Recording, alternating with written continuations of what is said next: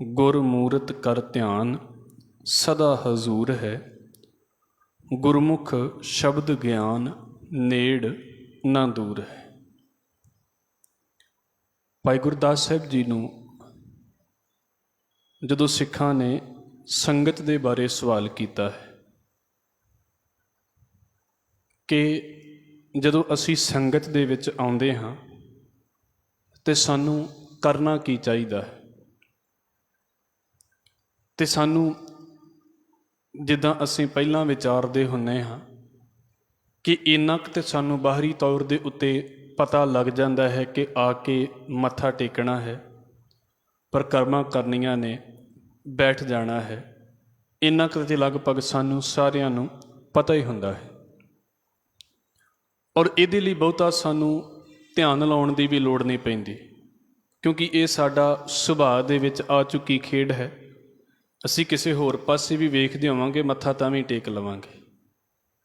इत्थे जदों असी अंदर आ रहे हाँ जां बाहर गेट तो ही अजे एंटर होए हाँ, मेन गेट तो ही, तो उत्थे भी ये जो सुभाविक साडे शरीर की क्रिया है कि साडे पैरां ने चल के इत्थे पहुँचना है, असी बैठना है, मत्था टेकना है, प्रशाद लैना है।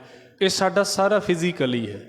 असी बहुत बार इनू इदां विचारते हुंदे आ भी इत्थों तक साडे शरीर की बड़ी अहमियत है कि मालक तंदुरुस्तियां देवे ते असी उहदे घर तक पहुँच जाते हैं। हुण इत्थों एक सफ़र साडा समाप्त हो जाता है जिन्हों शरीर का सफ़र कहा जाता है। ये नहीं कि शरीर नूं आपां बिल्कुल ही इहदे विचों माइनस कर देवांगे, पर हुण शरीर तो अगली खेड एक शुरू हो गई है संगत दे विच। जिस तरह शरीर पिछों आया सी ते शरीर दे नाल असी चल के इत्थे पहुँच चुके हाँ, इत्थे बैठ गए हाँ, मत्था टेक लिया है। ये साडे सुभाਅ दे विच है। ये लगभग असी सारे ही कर लेंदे हाँ ते सानूं सारिआं नूं करना आउंदा भी है। मत्था टेकना, प्रशाद लैना, बैठ जाना, ये लगभग सारिआं नूं आउंदा है।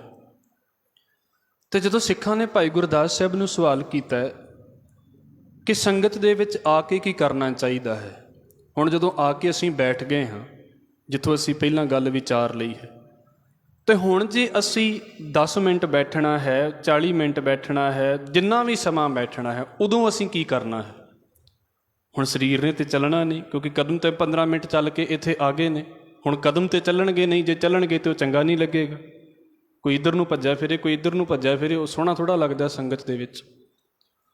हुण इत्थों शरीर की जिहड़ी क्रिया है वो रुक चुकी है, तो फिर करना की चाहिदा है।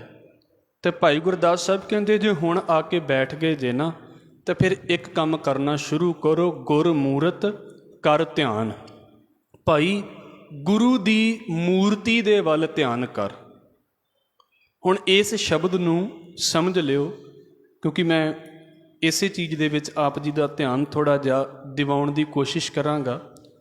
मूरत का अर्थ साडे विच कीता जांदा है फोटो, जां मूरत का अर्थ किया जाता है पिक्चर, जां असीं वेखदे हां कि मिट्टी दी जां पत्थर की कोई बनाई हुई मूर्ति, उन्हों कहा जाता है जी मूर्ति।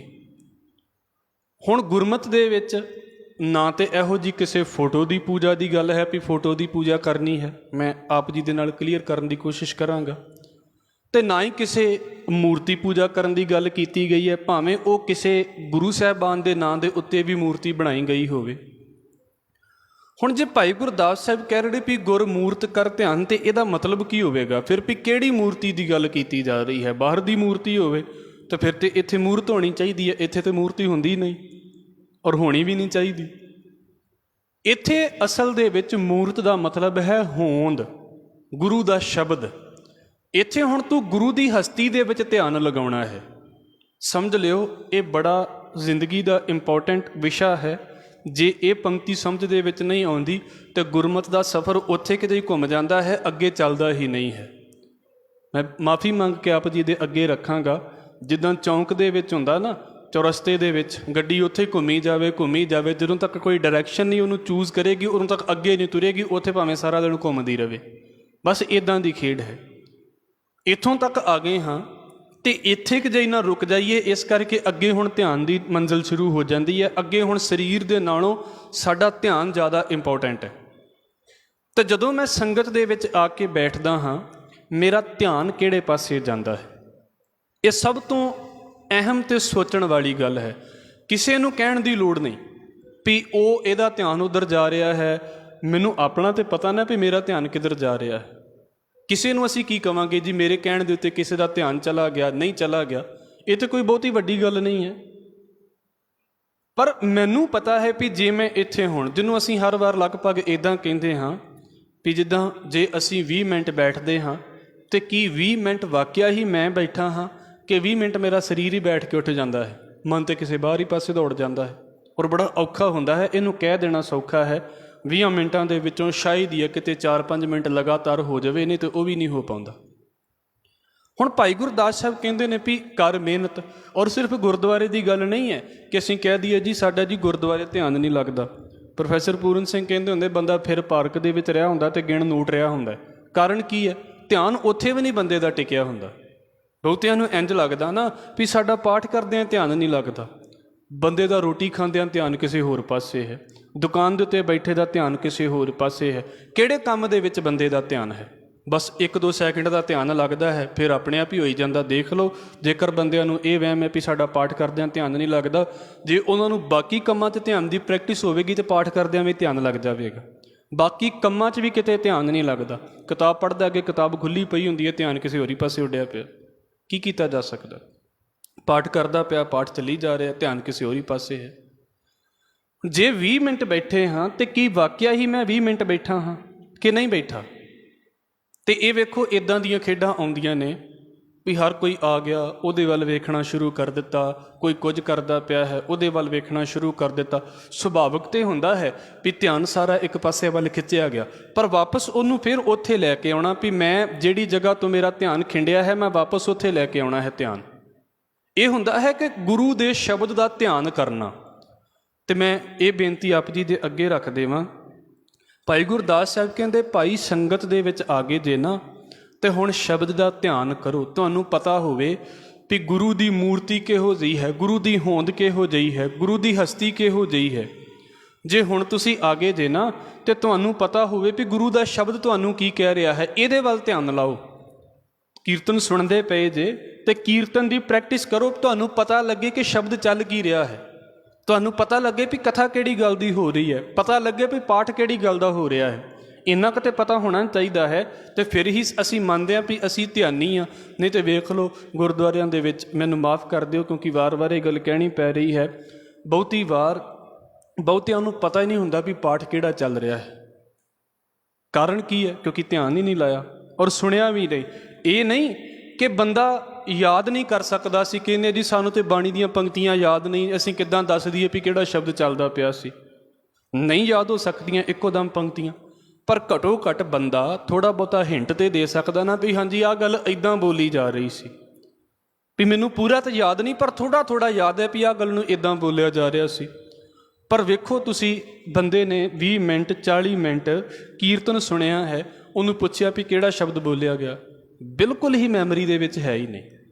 ਅਗਲੇ ਪਿਛਲੇ ਦਿਨ ਦੀ ਗੱਲ ਹੀ ਨਹੀਂ ਆ, ਅੱਜ ਦੀ ਗੱਲ, ਸਿਰਫ ਅੱਜ ਦੀ, ਵੀ ਹੁਣੇ ਬੈਠਾ ਸੀ, ਹੁਣੇ ਕਿਹੜੀ ਗੱਲ ਚੱਲਦੀ ਪਈ ਸੀ, ਹੈ ਹੀ ਨਹੀਂ ਮੈਮਰੀ ਦੇ ਵਿੱਚ। ਕਿਉਂ ਚਲਾ ਗਿਆ?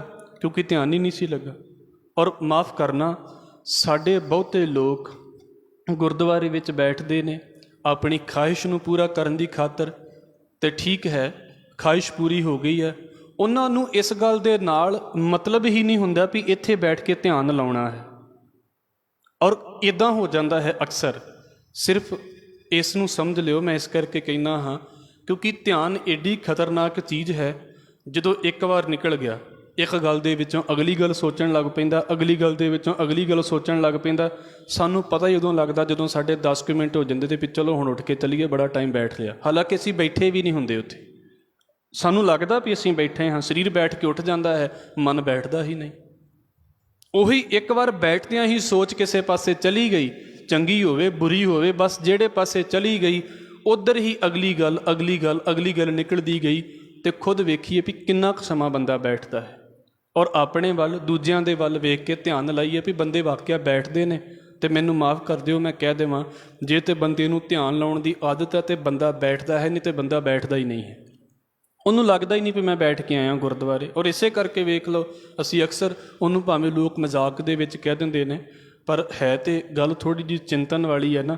ਵੀ ਜਪਜੀ ਸਾਹਿਬ ਸ਼ੁਰੂ ਕਰ ਲਿਆ, ਯਾਦ ਹੈ ਜਪਜੀ ਸਾਹਿਬ ਉਹ ਤਾਂ ਆਪਣੇ ਆਪ ਹੀ ਚੱਲੀ ਜਾਂਦਾ। ਉਹ ਤਾਂ ਪਤਾ ਹੀ ਉਦੋਂ ਲੱਗਾ ਵੀ ਨਾਨਕ ਦੇਵ ਨੂੰ ਖੁਜਲੇ ਕੀਤੀ ਛੁੱਟੀ ਨਾਲ ਆ ਗਿਆ ਅਤੇ ਜਪਜੀ ਸਾਹਿਬ 'ਤੇ ਹੋ ਗਿਆ, ਪਰ ਪਤਾ ਨਹੀਂ ਲੱਗਾ ਵੀ ਕਿਹੜਾ ਵਿੱਚ ਪੜ੍ਹਿਆ ਸੀ ਅਤੇ ਕਿਹੜਾ ਵਿੱਚ ਨਹੀਂ ਪੜ੍ਹਿਆ। ਇੱਦਾਂ ਹੀ ਸਾਡੇ ਸੁਖਮਨੀ ਸਾਹਿਬ ਦੇ ਨਾਲ ਹੋ ਜਾਂਦਾ। ਇਹ ਇੱਕ ਅੱਧੇ ਦਿਨ ਦੀ ਖੇਡ ਨਹੀਂ ਹੈ ਵੀ ਮੈਂ ਅੱਜ ਕਹਾਂ ਜੀ ਅੱਜ ਸੁਖਮਨੀ ਸਾਹਿਬ ਪੜ੍ਹਨ ਲੱਗ ਪਿਆ ਅਤੇ ਅੱਜ ਹੀ ਸਾਰਾ ਧਿਆਨ ਲੱਗ ਜਾਵੇ। ਪਹਿਲੇ ਦਿਨ ਤੋਂ ਸੁਖਮਨੀ ਸਾਹਿਬ ਉੱਦਾਂ ਨਹੀਂ ਲੋਕਾਂ ਦੇ ਕੋਲੋਂ ਪੂਰਾ ਹੁੰਦਾ। ਧਿਆਨ ਲਾਉਣ ਦੀ ਤਾਂ ਖੇਡ ਹੀ ਬੜੀ ਦੂਰ ਦੀ ਹੈ। ਕਿੰਨਾ ਔਖਾ ਹੈ। ਹਾਲਾਂਕਿ ਇਹ ਮੈਂ ਫਿਰ ਬੇਨਤੀ ਕਰ ਦੇਵਾਂ, ਮੈਂ ਬੋਲਦਾ ਪਿਆ ਹਾਂ ਅਤੇ ਇਹ ਥੋੜ੍ਹਾ ਜਿਹਾ ਸੌਖਾ ਹੈ ਕਿਉਂਕਿ ਬੋਲਦਿਆਂ ਧਿਆਨ ਨਹੀਂ ਜਾਂਦਾ। ਬੋਲਦਿਆਂ ਮੈਨੂੰ ਪਤਾ ਵੀ ਮੈਂ ਸਬਜੈਕਟ ਦੇ ਵਿੱਚ ਰਹਿ ਕੇ ਅਤੇ ਗੱਲ ਕਰਨੀ, ਇਸ ਕਰਕੇ ਧਿਆਨ ਨਹੀਂ ਖਿੰਡੇਗਾ ਵੀ ਅਤੇ ਮੈਂ ਉਹਨੂੰ ਵਾਪਸ ਉਸੇ ਵੇਲੇ ਲੈ ਕੇ ਆਵਾਂਗਾ। ਪਰ ਸੁਣਦਿਆਂ ਤਾਂ ਅਕਸਰ ਧਿਆਨ ਜਿਹੜੇ ਪਾਸੇ ਮਰਜ਼ੀ ਚਲਾ ਜਾਵੇ, ਮਤਲਬ ਹੀ ਨਹੀਂ ਵੀ ਕੀ ਚੱਲਦਾ ਪਿਆ, ਕਿਹੜੇ ਵੇਲੇ ਸ਼ਬਦ ਸ਼ੁਰੂ ਹੋ ਗਿਆ, ਕਿਹੜੇ ਵੇਲੇ ਖਤਮ ਹੋ ਗਿਆ, ਕੋਈ ਇਸ ਗੱਲ ਦੇ। ਹਾਂ, ਕਿਤੇ ਵਿੱਚ ਜੇ ਇੱਕ ਅੱਧੀ ਘਟਨਾ ਇੱਦਾਂ ਦੀ ਹੋ ਜਾਵੇ, ਸਾਡਾ ਫਿਰ ਧਿਆਨ ਆਉਂਦਾ ਵੀ ਆਹ ਕੁਝ ਹੋ ਗਿਆ, ਜਦੋਂ ਅਸੀਂ ਬੜਾ ਕੁਝ ਸੋਚਦੇ ਪਏ ਸੀ। ਇਹ ਉਦਾਹਰਨਾਂ ਸਿਰਫ ਤੁਹਾਡੇ ਸਾਹਮਣੇ ਦੀਆਂ ਨੇ ਕਿ ਭਾਈ ਗੁਰਦਾਸ ਸਾਹਿਬ ਕਹਿੰਦੇ ਵੀ ਸੰਗਤ ਦੇ ਵਿੱਚ ਆਏ ਦੇ ਨਾ, ਅਤੇ ਹੁਣ ਸੰਗਤ ਦੇ ਵਿੱਚ ਹੀ ਧਿਆਨ ਲਾਓ, ਹੁਣ ਗੁਰੂ ਦੇ ਕੋਲ ਹੀ ਧਿਆਨ ਲਾਓ। ਤੁਹਾਡਾ ਧਿਆਨ ਗੁਰਦੁਆਰੇ ਦੀ ਬਾਉਂਡਰੀ ਤੋਂ ਬਾਹਰ ਨਹੀਂ ਹੋਣਾ ਚਾਹੀਦਾ। ਈਵਨ ਕਿ ਸ਼ਬਦ ਤੋਂ ਬਾਹਰ ਸਾਡਾ ਧਿਆਨ ਨਹੀਂ ਹੋਣਾ ਚਾਹੀਦਾ। ਜਿੱਦਾਂ ਕੋਈ ਬੈਠਾ ਹੋਵੇ ਅਤੇ ਉਹ ਬੈਠਾ ਸੋਚੀ ਜਾ ਰਿਹਾ, ਘਰ ਦੀਆਂ ਚਿੰਤਾਵਾਂ ਸੋਚੀ ਜਾ ਰਿਹਾ ਵੀ ਇੱਦਾਂ ਹੋ ਜਾਵੇ, ਇੱਦਾਂ ਕਿਉਂ ਹੋ ਗਿਆ, ਇਹੋ ਕੁਝ ਹੀ ਸੋਚੀ ਜਾ ਰਿਹਾ। ਅਤੇ ਫਿਰ ਕੀ ਹੋਇਆ, ਉਹਨੂੰ ਪਤਾ ਹੀ ਨਹੀਂ ਵੀ ਮੈਂ ਕਿੱਥੇ ਬੈਠਾ ਹੋਇਆ। ਅਤੇ ਬੈਠਦੇ ਨੂੰ ਇੱਕਦਮ ਇੱਦਾਂ ਵੀ ਜ਼ੋਰ ਦੀ ਖਿੜਕੀ ਜਿਹੜੀ ਗੁਰਦੁਆਰਾ ਸਾਹਿਬ ਦੀ, ਉਹ ਜ਼ੋਰ ਦੀ ਖੜਕ ਗਈ। ਫਿਰ ਉਹਨੂੰ ਪਤਾ ਲੱਗਾ ਵੀ ਮੈਂ ਤਾਂ ਗੁਰਦੁਆਰੇ ਬੈਠਾ ਸੀ। ਕਿਉਂ, ਕੀ ਹੋਇਆ? ਕਿਉਂਕਿ ਇੱਕ ਵਾਰ ਸਾਰਾ ਧਿਆਨ ਜਿਹੜਾ ਖਿੰਡਿਆ ਪਿਆ ਸੀ ਵਾਪਸ ਉਸੇ ਜਗ੍ਹਾ ਦੇ ਉੱਤੇ ਆ ਗਿਆ। ਉਹਦੇ ਨਾਲ ਇਹ ਖੇਡਾਂ ਵਾਪਰਦੀਆਂ ਨੇ। ਅਸਲ ਦੇ ਵਿੱਚ ਸਾਨੂੰ ਪਤਾ ਵੀ ਨਹੀਂ ਹੁੰਦਾ, ਅਸੀਂ ਆਪਣੀਆਂ ਹੀ ਗੱਲਾਂ, ਆਪਣੀਆਂ ਹੀ ਸੋਚਾਂ ਸੋਚ ਕੇ ਮੁੜ ਜਾਂਦੇ ਹਾਂ। ਸਾਡਾ ਇਸੇ ਕਰਕੇ ਸਾਨੂੰ ਗੁਰਮਤਿ ਦੇ ਬਾਰੇ ਬਹੁਤਾ ਕੁਝ ਪਤਾ ਨਹੀਂ ਲੱਗਦਾ। ਮੈਂ ਇਹ ਨਹੀਂ ਕਹਿੰਦਾ ਵੀ ਸਿਰਫ ਤੁਹਾਨੂੰ ਕਹਿ ਰਿਹਾ ਹਾਂ, ਸਾਡੇ ਵਿੱਚ ਸਰੋਤੇ ਹੋਣ ਦਾ, ਸੁਣਨ ਵਾਲੇ ਹੋਣ ਦਾ ਆਰਟ ਬਹੁਤ ਹੱਦ ਤੱਕ ਘਟ ਵੀ ਚੁੱਕਾ ਹੈ। ਅਤੇ ਮੈਂ ਇਹ ਵੀ ਇਸ ਕਰਕੇ ਬੇਨਤੀ ਕਰ ਦੇਵਾਂ, ਘਟਣ ਦੇ ਨਾਲ ਉਹਦਾ ਕਾਰਨ ਸਭ ਤੋਂ ਵੱਡਾ ਇਹ ਹੈ ਕਿ ਸਾਨੂੰ ਬਹੁਤੀ ਵਾਰ ਪਤਾ ਵੀ ਨਹੀਂ ਹੁੰਦਾ ਵੀ ਅਸੀਂ ਗੁਰਦੁਆਰੇ ਸੁਣਨ ਦੇ ਲਈ ਆਏ ਹਾਂ। ਮਾਫੀ ਮੰਗ ਕੇ ਮੈਂ ਕਹਿ ਰਿਹਾ ਹਾਂ, ਇਹ ਮੈਂ ਤੁਹਾਨੂੰ ਨਹੀਂ ਕਹਿ ਰਿਹਾ ਵੀ ਤੁਸੀਂ ਤਾਂ ਫਿਰ ਵੀ ਚਲੋ ਸੁਣਨ ਦੇ ਲਈ ਬੈਠੇ ਜੇ। ਅਕਸਰ ਅਸੀਂ ਗੱਲ ਕਰਦੇ ਹੁੰਦੇ ਹਾਂ ਵੀ ਬਹੁਤੇ ਜਾਣੇ ਭੋਗ ਦੇ ਉੱਤੇ ਇਸ ਕਰਕੇ ਆਉਂਦੇ ਨੇ ਵੀ ਇਹ ਸਾਡਾ ਰਿਸ਼ਤੇਦਾਰ ਨਾਲ ਨਾਰਾਜ਼ ਹੋ ਜਾਵੇ, ਉਹਨਾਂ ਨੂੰ ਕੀਰਤਨ ਦੇ ਨਾਲ ਕੀ ਮਤਲਬ ਹੈ। ਔਰ ਇਸੇ ਕਰਕੇ ਵੇਖ ਲਓ ਕਿਹੜੇ ਟਾਈਮ ਦੇ ਉੱਤੇ ਜ਼ਿਆਦਾ ਭੀੜ ਹੁੰਦੀ ਹੈ। ਉਹਨਾਂ ਨੂੰ ਇਸ ਗੱਲ ਦਾ ਮਤਲਬ ਨਹੀਂ ਹੈ ਵੀ ਗੁਰਬਾਣੀ ਪੜ੍ਹੀ ਜਾਣੀ ਹੈ, ਉਹਨਾਂ ਨੂੰ ਇਸ ਗੱਲ ਦਾ ਮਤਲਬ ਹੈ ਵੀ ਲੋਕ ਇਕੱਠੇ ਕਰਨੇ ਨੇ, ਕੋਈ ਬਹਾਨਾ ਵੀ ਤਾਂ ਹੋਵੇ। ਲੋਕ ਇਕੱਠੇ ਕਰਕੇ ਤੇ ਬਿਠਾਵਾਂਗੇ ਕਿੱਥੇ? ਇੱਕ ਪਾਸੇ ਕੀਰਤਨ ਸ਼ੁਰੂ ਹੋ ਜਾਵੇਗਾ, ਹੌਲੀ ਹੌਲੀ ਲੋਕ ਇਕੱਠੀ ਹੋਏ ਜਾਣਗੇ। ਜਦੋਂ ਇਕੱਠੇ ਹੋ ਜਾਣਗੇ ਫਿਰ ਆਪਾਂ ਜੀ ਸ਼ਬਦ ਸ਼ੁਰੂ ਕਰ ਲਵਾਂਗੇ, ਫਿਰ ਆਪਾਂ ਲੰਗਰ ਸ਼ੁਰੂ ਕਰ ਦੇਵਾਂਗੇ। ਐਂਡ ਦੇ ਵਿੱਚ ਸੋਚ ਕੀ ਹੈ? ਅਖੀਰ ਦੇ ਵਿੱਚ ਸੋਚ ਕੀ ਹੈ? ਅਖੀਰ ਦੇ ਵਿੱਚ ਸੋਚ ਸਿਰਫ ਇਹ ਹੈ, ਲੋਕੀ ਇਕੱਠੇ ਕਰਨੇ ਨੇ, ਚਾਹੇ ਪਾਠ ਦੇ ਨਾਲ ਕਰ ਲਈਏ, ਚਾਹੇ ਪਾਰਟੀ ਦੇ ਨਾਂ 'ਤੇ ਇਕੱਠੇ ਕਰ ਲਈਏ। ਸ਼ਬਦ ਦੀ ਤਾਂ ਗੱਲ ਹੀ ਵਿੱਚੋਂ ਮਾਈਨਸ ਹੋ ਚੁੱਕੀ ਹੈ। ਭਾਈ ਗੁਰਦਾਸ ਸਾਹਿਬ ਕਹਿੰਦੇ ਜੇ ਆਏ ਜੇ ਤਾਂ ਫਿਰ ਧਿਆਨ ਵੀ ਲਾਓ। ਹੁਣ ਇੱਥੇ ਕੰਮ ਔਖਾ ਹੋ ਜਾਂਦਾ ਹੈ। ਮੈਂ ਇਸ ਕਰਕੇ ਕਹਿੰਦਾ ਹੁੰਦਾ ਵਾਰ-ਵਾਰ ਵੀ ਧਿਆਨ ਲਾਉਣਾ ਪ੍ਰੈਕਟਿਸ ਦੀ ਖੇਡ ਹੈ। ਬਾਕੀ ਸਾਰਾ ਕੁਝ ਹੋ ਜਾਂਦਾ ਹੈ, ਬਾਕੀ ਲਈ ਕੋਈ ਪ੍ਰੈਕਟਿਸ ਨਹੀਂ ਕਰਨੀ ਪੈਂਦੀ। ਇੱਕੋ ਦਿਨ ਹੀ ਆਉਂਦਾ ਬੱਚਾ ਮੱਥਾ ਟੇਕਣਾ ਸਿੱਖ ਲੈਂਦਾ, ਅਤੇ ਧਿਆਨ ਲਾਉਂਦਿਆਂ ਭਾਵੇਂ ਸਾਰੇ ਸਾਲ ਲਾ ਲਓ, ਕਿਸੇ ਵੇਲੇ ਧਿਆਨ ਫੇਰ ਨਹੀਂ ਲੱਗਦਾ। ਧਿਆਨ ਲਾਉਣਾ ਪ੍ਰੈਕਟਿਸ ਦਾ ਕੰਮ ਹੈ ਵੀ ਮੈਂ ਧਿਆਨ ਲਗਾਉਣਾ ਸ਼ੁਰੂ ਕਰਨਾ ਹੈ। ਅਤੇ ਇਹ ਇੱਦਾਂ ਦਾ ਧਿਆਨ ਨਹੀਂ ਹੈ ਵੀ ਮੈਂ ਇਸ ਨਾਸਕਾ ਦੇ ਵਿੱਚੋਂ ਸਾਹ ਖਿੱਚਣਾ ਜੀ, ਉੱਥੇ ਛੱਡਣਾ, ਇੱਥੇ ਅੱਖਾਂ ਮੀਟਣੀਆਂ ਨੇ ਅਤੇ ਇੱਦਾਂ ਬੈਠਣਾ। ਧਿਆਨ ਦਾ ਮਤਲਬ ਸਿਰਫ ਇੰਨਾ ਹੈ, ਜੋ ਕਿਹਾ ਜਾ ਰਿਹਾ ਹੈ ਮੈਂ ਸੁਣਦਾ ਪਿਆ ਹਾਂ ਕਿ ਨਹੀਂ, ਬਸ ਇੰਨੀ ਕੁ ਖੇਡ ਹੈ। ਜੋ ਸੁਣਾਇਆ ਜਾ ਰਿਹਾ ਹੈ ਮੈਨੂੰ ਸਮਝ ਲੱਗ ਰਿਹਾ ਹੈ ਕਿ ਨਹੀਂ। ਅਤੇ ਮੈਂ ਇਹ ਵੀ ਕਹਿ ਦੇਵਾਂ, ਤੁਸੀਂ ਢੋਲ ਲਾ ਕੇ ਸੁਣ ਲਓ, ਜਿੱਦਾਂ ਮਰਜ਼ੀ ਬੈਠ ਕੇ ਸੁਣ ਲਓ। ਮੇਨ ਗੱਲ ਇਹ ਹੈ ਵੀ ਤੁਸੀਂ ਸੁਣਨਾ ਹੈ ਵੀ ਬੋਲਿਆ ਕੀ ਜਾ ਰਿਹਾ ਹੈ। ਇਹ ਨਹੀਂ ਕਿ ਮੇਰੇ ਵੱਲੋਂ ਬੋਲਿਆ ਜਾ ਰਿਹਾ ਹੈ, ਜੋ ਕੀਰਤਨ ਦੇ ਵਿੱਚ ਬੋਲਿਆ ਜਾ ਰਿਹਾ। ਜਿੱਦਾਂ ਕਲਾਸ ਦਾ ਰੂਲ ਇਹ ਹੁੰਦਾ ਹੈ ਵੀ ਸੁਣਨਾ ਹੈ, ਜੇ ਸੁਣਾਂਗੇ ਨਹੀਂ ਤਾਂ ਧਿਆਨ ਕਿੱਥੇ ਲੱਗੇਗਾ। ਇਸ ਕਰਕੇ ਭਾਈ ਗੁਰਦਾਸ ਸਾਹਿਬ ਕਹਿੰਦੇ, ਭਾਈ ਜੇ ਤੁਸੀਂ ਗੁਰੂ ਦੇ ਕੋਲ ਆ ਗਏ ਜੇ, ਹੁਣ ਮੱਥਾ ਟੇਕ ਲਿਆ ਹੈ, ਇੱਕ ਖੇਡ ਖਤਮ ਹੋ ਚੁੱਕੀ ਹੈ। ਅਗਲੀ ਖੇਡ ਇਹ ਹੈ ਵੀ ਤੁਹਾਨੂੰ ਬਾਣੀ ਕਹਿ ਕੀ ਰਹੀ ਹੈ, ਤੁਸੀਂ ਧਿਆਨ ਕਿਹੜੇ ਪਾਸੇ ਲਗਾ ਰਹੇ ਜੇ ਜਦੋਂ ਗੁਰੂ ਘਰ ਦੇ ਵਿੱਚ ਆਉਂਦੇ ਜੇ। ਇਹ ਨਹੀਂ ਕਿ ਤੁਸੀਂ ਇਹਨੂੰ ਸਮਝੋ ਵੀ ਅਸੀਂ ਕਹੀਏ ਜੀ ਹਰ ਵੇਲੇ ਗਲਤ ਪਾਸੇ ਹੀ ਜਾਂਦਾ ਹੈ। ਜ਼ਰੂਰੀ ਨਹੀਂ ਹੈ, ਸਹੀ ਪਾਸੇ ਵੀ ਜਾ ਸਕਦਾ ਹੈ। ਪਰ ਮੁੱਖ ਦੀ ਗੱਲ ਕੀ ਹੈ ਵੀ ਜੋ ਸ਼ਬਦ ਸੁਣਾਇਆ ਜਾ ਰਿਹਾ ਸੀ ਉਹ ਮੈਂ ਸੁਣਦਾ ਹਾਂ। ਇੱਕ ਮੈਂ ਕੱਲ੍ਹ ਥੋੜ੍ਹਾ ਚਿਰ ਪਹਿਲਾਂ ਸ਼ਾਇਦ ਇਹ ਸਰਬਜੀਤ ਸਿੰਘ ਧੁੰਦਾ ਹੋਣਾ ਨੇ ਸੁਣਾਈ ਆ, ਅਤੇ ਮੈਂ ਆਪ ਜੀ ਦੇ ਅੱਗੇ ਰੱਖ ਦੇਵਾਂ। ਉਹ ਕਹਿੰਦੇ ਵੀ ਕਿਸੇ ਨਾ ਗੁਰਦੁਆਰੇ ਦੇ ਵਿੱਚ ਇੱਕ ਰੋਜ਼ ਜਾਂ ਕਿਤੇ ਕਿਤੇ ਬੰਦਾ ਆਉਂਦਾ ਸੀ ਅਤੇ ਉਹ ਗੁਰਦੁਆਰੇ ਵਾਲਿਆਂ ਨੇ ਦਰਵਾਜ਼ੇ ਬਦਲਤੇ ਗੁਰਦੁਆਰੇ 'ਤੇ। ਮੈਂ ਪਹਿਲਾਂ ਵੀ ਕਈ ਵਾਰ ਸ਼ਾਇਦ ਸੁਣਾਈ ਹੋਵੇਗੀ, ਗੁਰਦੁਆਰੇ ਦੇ ਦਰਵਾਜ਼ੇ ਬਦਲ ਦਿੱਤੇ ਉਹਨਾਂ ਨੇ। ਅਤੇ ਹੁਣ ਹਰ ਇੱਕ ਨੂੰ ਹੁੰਦਾ ਹੈ ਵੀ ਮੇਰੀ ਸਲਾਹ ਕਿਉਂ ਨਹੀਂ ਲਈ ਗਈ ਗੁਰਦੁਆਰੇ ਕੰਮ ਦੇ ਵਿੱਚ, ਅਤੇ ਖਾਸ ਕਰਕੇ ਤਾਂ ਹੋਇਆ ਕਿ ਉਹ ਦਰਵਾਜ਼ੇ ਜਦੋਂ ਬਦਲੇ ਅਤੇ ਉਹ ਗੁਰਦੁਆਰੇ ਆਇਆ ਅਤੇ ਉਹ ਭਾਈ ਨੂੰ ਕਹਿੰਦਾ ਵੀ ਇਹ ਦਰਵਾਜ਼ੇ ਐਨੂੰ ਨਹੀਂ ਹੋਣੇ ਚਾਹੀਦੇ ਸੀ, ਇਸ ਤਰੀਕੇ ਦੇ ਹੋਣੇ ਚਾਹੀਦੇ ਸੀ। ਸੁਭਾਵਿਕ ਜੀ ਇਹ ਸਲਾਹ ਸਾਰੇ ਦੇ ਦਿੰਦੇ ਨੇ, ਇਹ ਦਰਵਾਜ਼ੇ ਇੱਦਾਂ ਨਹੀਂ ਹੋਣੇ ਚਾਹੀਦੇ ਸੀ, ਇੱਦਾਂ ਹੋਣੇ ਚਾਹੀਦੇ। ਤੱਗੋਂ ਜਿਹੜਾ ਭਾਈ ਸੀ ਉਹ ਕਹਿੰਦੇ ਉਹਨੇ ਪੁੱਛ ਲਿਆ ਵੀ ਗੁਰੂ ਗ੍ਰੰਥ ਸਾਹਿਬ 'ਚ ਕਿੰਨੇ ਗੁਰੂ ਸਾਹਿਬਾਨ ਦੀ ਬਾਣੀ ਹੈ? ਤੂੰ ਕਹਿੰਦਾ ਮੈਨੂੰ ਨਹੀਂ ਪਤਾ ਕਿੰਨੇ ਗੁਰੂ ਸਾਹਿਬਾਨ ਦੀ ਬਾਣੀ ਹੈ।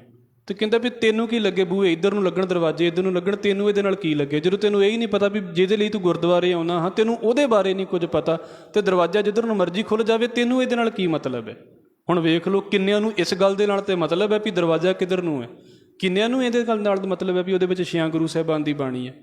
ਕੌਣ ਜਾਣਨ ਚਾਹੁਣ ਕੋਸ਼ਿਸ਼ ਕਰਦਾ ਇਹਨਾਂ ਚੀਜ਼ਾਂ ਦੀ? ਔਰ ਵੇਖ ਲਓ ਬੰਦਿਆਂ ਦੀਆਂ ਲੜਾਈਆਂ ਸ਼ਬਦਾਂ ਤੋਂ ਥੋੜ੍ਹਾ ਨੇ, ਬੰਦਿਆਂ ਦੀਆਂ ਲੜਾਈਆਂ ਤਾਂ ਇਸ ਗੱਲ ਤੋਂ ਆ ਮੇਰੀ ਕਿਉਂ ਨਹੀਂ ਮੰਨੀ ਗਈ। ਉਹ ਮਹਾਰਾਜ ਕਹਿੰਦੇ ਜੇ ਆ ਕੇ ਬੈਠ ਗਏ ਜੇ ਸੰਗਤ ਦੇ ਵਿੱਚ, ਹੁਣ ਧਿਆਨ ਵੀ ਲਾ ਲਓ, ਇਹਨਾਂ ਨਾ ਹੋਵੇ ਵੀ ਸਮਾਂ ਵੀ ਨਿਕਲ ਜਾਵੇ ਅਤੇ ਕੁਝ ਸਿੱਖਿਆ ਵੀ ਨਾ ਜਾਵੇ।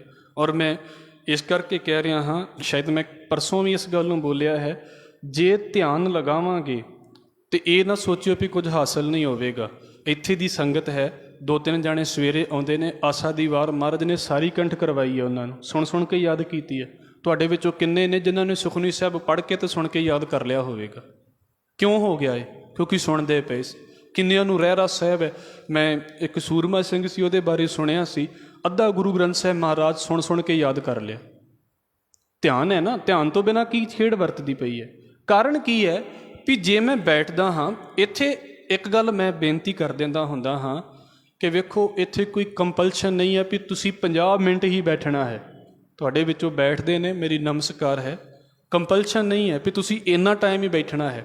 ਪਰ ਇਹ ਗੱਲ ਜ਼ਰੂਰ ਹੈ, ਜਿੰਨਾ ਟਾਈਮ ਬੈਠਦੇ ਜੇ ਕੀ ਵਾਕਿਆ ਹੀ ਤੁਸੀਂ ਬੈਠਦੇ ਹੋ ਕਿ ਨਹੀਂ ਬੈਠ ਪਾਉਂਦੇ? ਔਰ ਵੇਖ ਲਿਓ ਨਹੀਂ ਬੈਠ ਪਾਉਂਦੇ ਲੋਕ, ਬੈਠਦੇ ਹੀ ਨਹੀਂ ਨੇ। ਲੋਕ ਤਾਂ ਆਉਂਦੇ ਨੇ ਜਾਂ ਤਾਂ ਕੱਪੜੇ ਵੇਖਣ ਅਤੇ ਜਾਂ ਕੱਪੜੇ ਵਿਖਾਉਣ, ਲੋਕ ਤਾਂ ਆਉਂਦੇ ਨੇ ਜਾਂ ਤਾਂ ਮੱਥਾ ਟੇਕਣ ਅਤੇ ਜਾਂ ਚੀਜ਼ਾਂ ਵੇਖਣ ਦੇ ਲਈ ਆਉਂਦੇ ਨੇ। ਕੌਣ ਇਹਨਾਂ ਗੱਲਾਂ ਦੇ ਵੱਲ ਧਿਆਨ ਦਿੰਦਾ ਵੀ ਮਹਾਰਾਜ ਕੀ ਕਹਿ ਰਹੇ ਨੇ? ਇਹ ਧਿਆਨ ਥੋੜ੍ਹਾ ਜਿਹਾ ਔਖਾ ਸਬਜੈਕਟ ਹੈ। ਮੈਂ ਇਸ ਕਰਕੇ ਕਹਿ ਰਿਹਾ ਹਾਂ ਵੀ ਇਹਨੂੰ ਸਮਝਣਾ ਔਖਾ ਹੈ, ਬਾਕੀ ਸਾਰਾ ਕੁਝ ਸੌਖਾ ਹੈ। ਕੀ ਔਖਾ ਹੈ ਵੀ ਚਾਦਰਾਂ ਸਿੱਧੀਆਂ ਕਰਕੇ ਵਿਛਾ ਦਿਓ, ਹਾਲਾਂਕਿ ਵਿਛਾਉਣੀਆਂ ਚਾਹੀਦੀਆਂ ਨੇ, ਪਰ ਇਹ ਔਖਾ ਹੈ ਥੋੜ੍ਹਾ ਜਿਹਾ। ਸਕੂਲੇ ਆਉਣਾ ਔਖਾ ਨਹੀਂ ਹੈ, ਸਕੂਲ ਦੇ ਵਿੱਚ ਬੈਠ ਕੇ ਸੁਣਨਾ ਥੋੜ੍ਹਾ ਜਿਹਾ ਔਖਾ ਹੈ। ਸੰਗਤ ਦੇ ਵਿੱਚ ਆ ਜਾਣਾ, ਇੱਕ ਚੈਪਟਰ ਕਲੀਅਰ ਹੋ ਗਿਆ, ਅੱਗੇ ਆ ਕੇ ਕੀ ਸੁਣਦੇ ਪਏ। ਅਤੇ ਮੈਂ ਇਹ ਵੀ ਆਪ ਜੀ ਦੇ ਅੱਗੇ ਰੱਖਦੇ ਹਾਂ, ਤੁਹਾਡੇ ਵਿੱਚੋਂ ਬਹੁਤੇ ਉਹ ਬੈਠੇ ਨੇ ਜਿਹੜੇ ਰੋਜ਼ ਆਉਂਦੇ ਨੇ ਅਤੇ ਰੋਜ਼ ਸੁਣਦੇ ਨੇ, ਅਤੇ ਤੁਹਾਨੂੰ ਵੀ ਪਤਾ ਵੀ ਮੈਂ ਮਹੀਨੇ ਦੇ ਵਿੱਚ, ਸਾਲ ਦੇ ਵਿੱਚ ਕੀ ਬੋਲਦਾ, ਤੁਹਾਨੂੰ ਵੀ ਪਤਾ। ਇਹਦੇ ਵਿੱਚ ਕਿਸੇ ਨੂੰ ਇਹ ਨਹੀਂ ਕਿ ਮੈਂ ਨਾ ਤਾਂ ਕਿਸੇ ਨੂੰ ਖੁਸ਼ ਕਰਨ ਦੇ ਲਈ ਬੋਲਦਾ ਹਾਂ ਅਤੇ ਨਾ ਕਿਸੇ ਤੋਂ ਨਾਰਾਜ਼ ਹੋ ਕੇ ਬੋਲਦਾ ਹਾਂ। ਜੋ ਸਬਜੈਕਟ ਆ ਜਾਂਦਾ ਆਪਾਂ ਬੋਲ ਦਿੰਦੇ ਹਾਂ।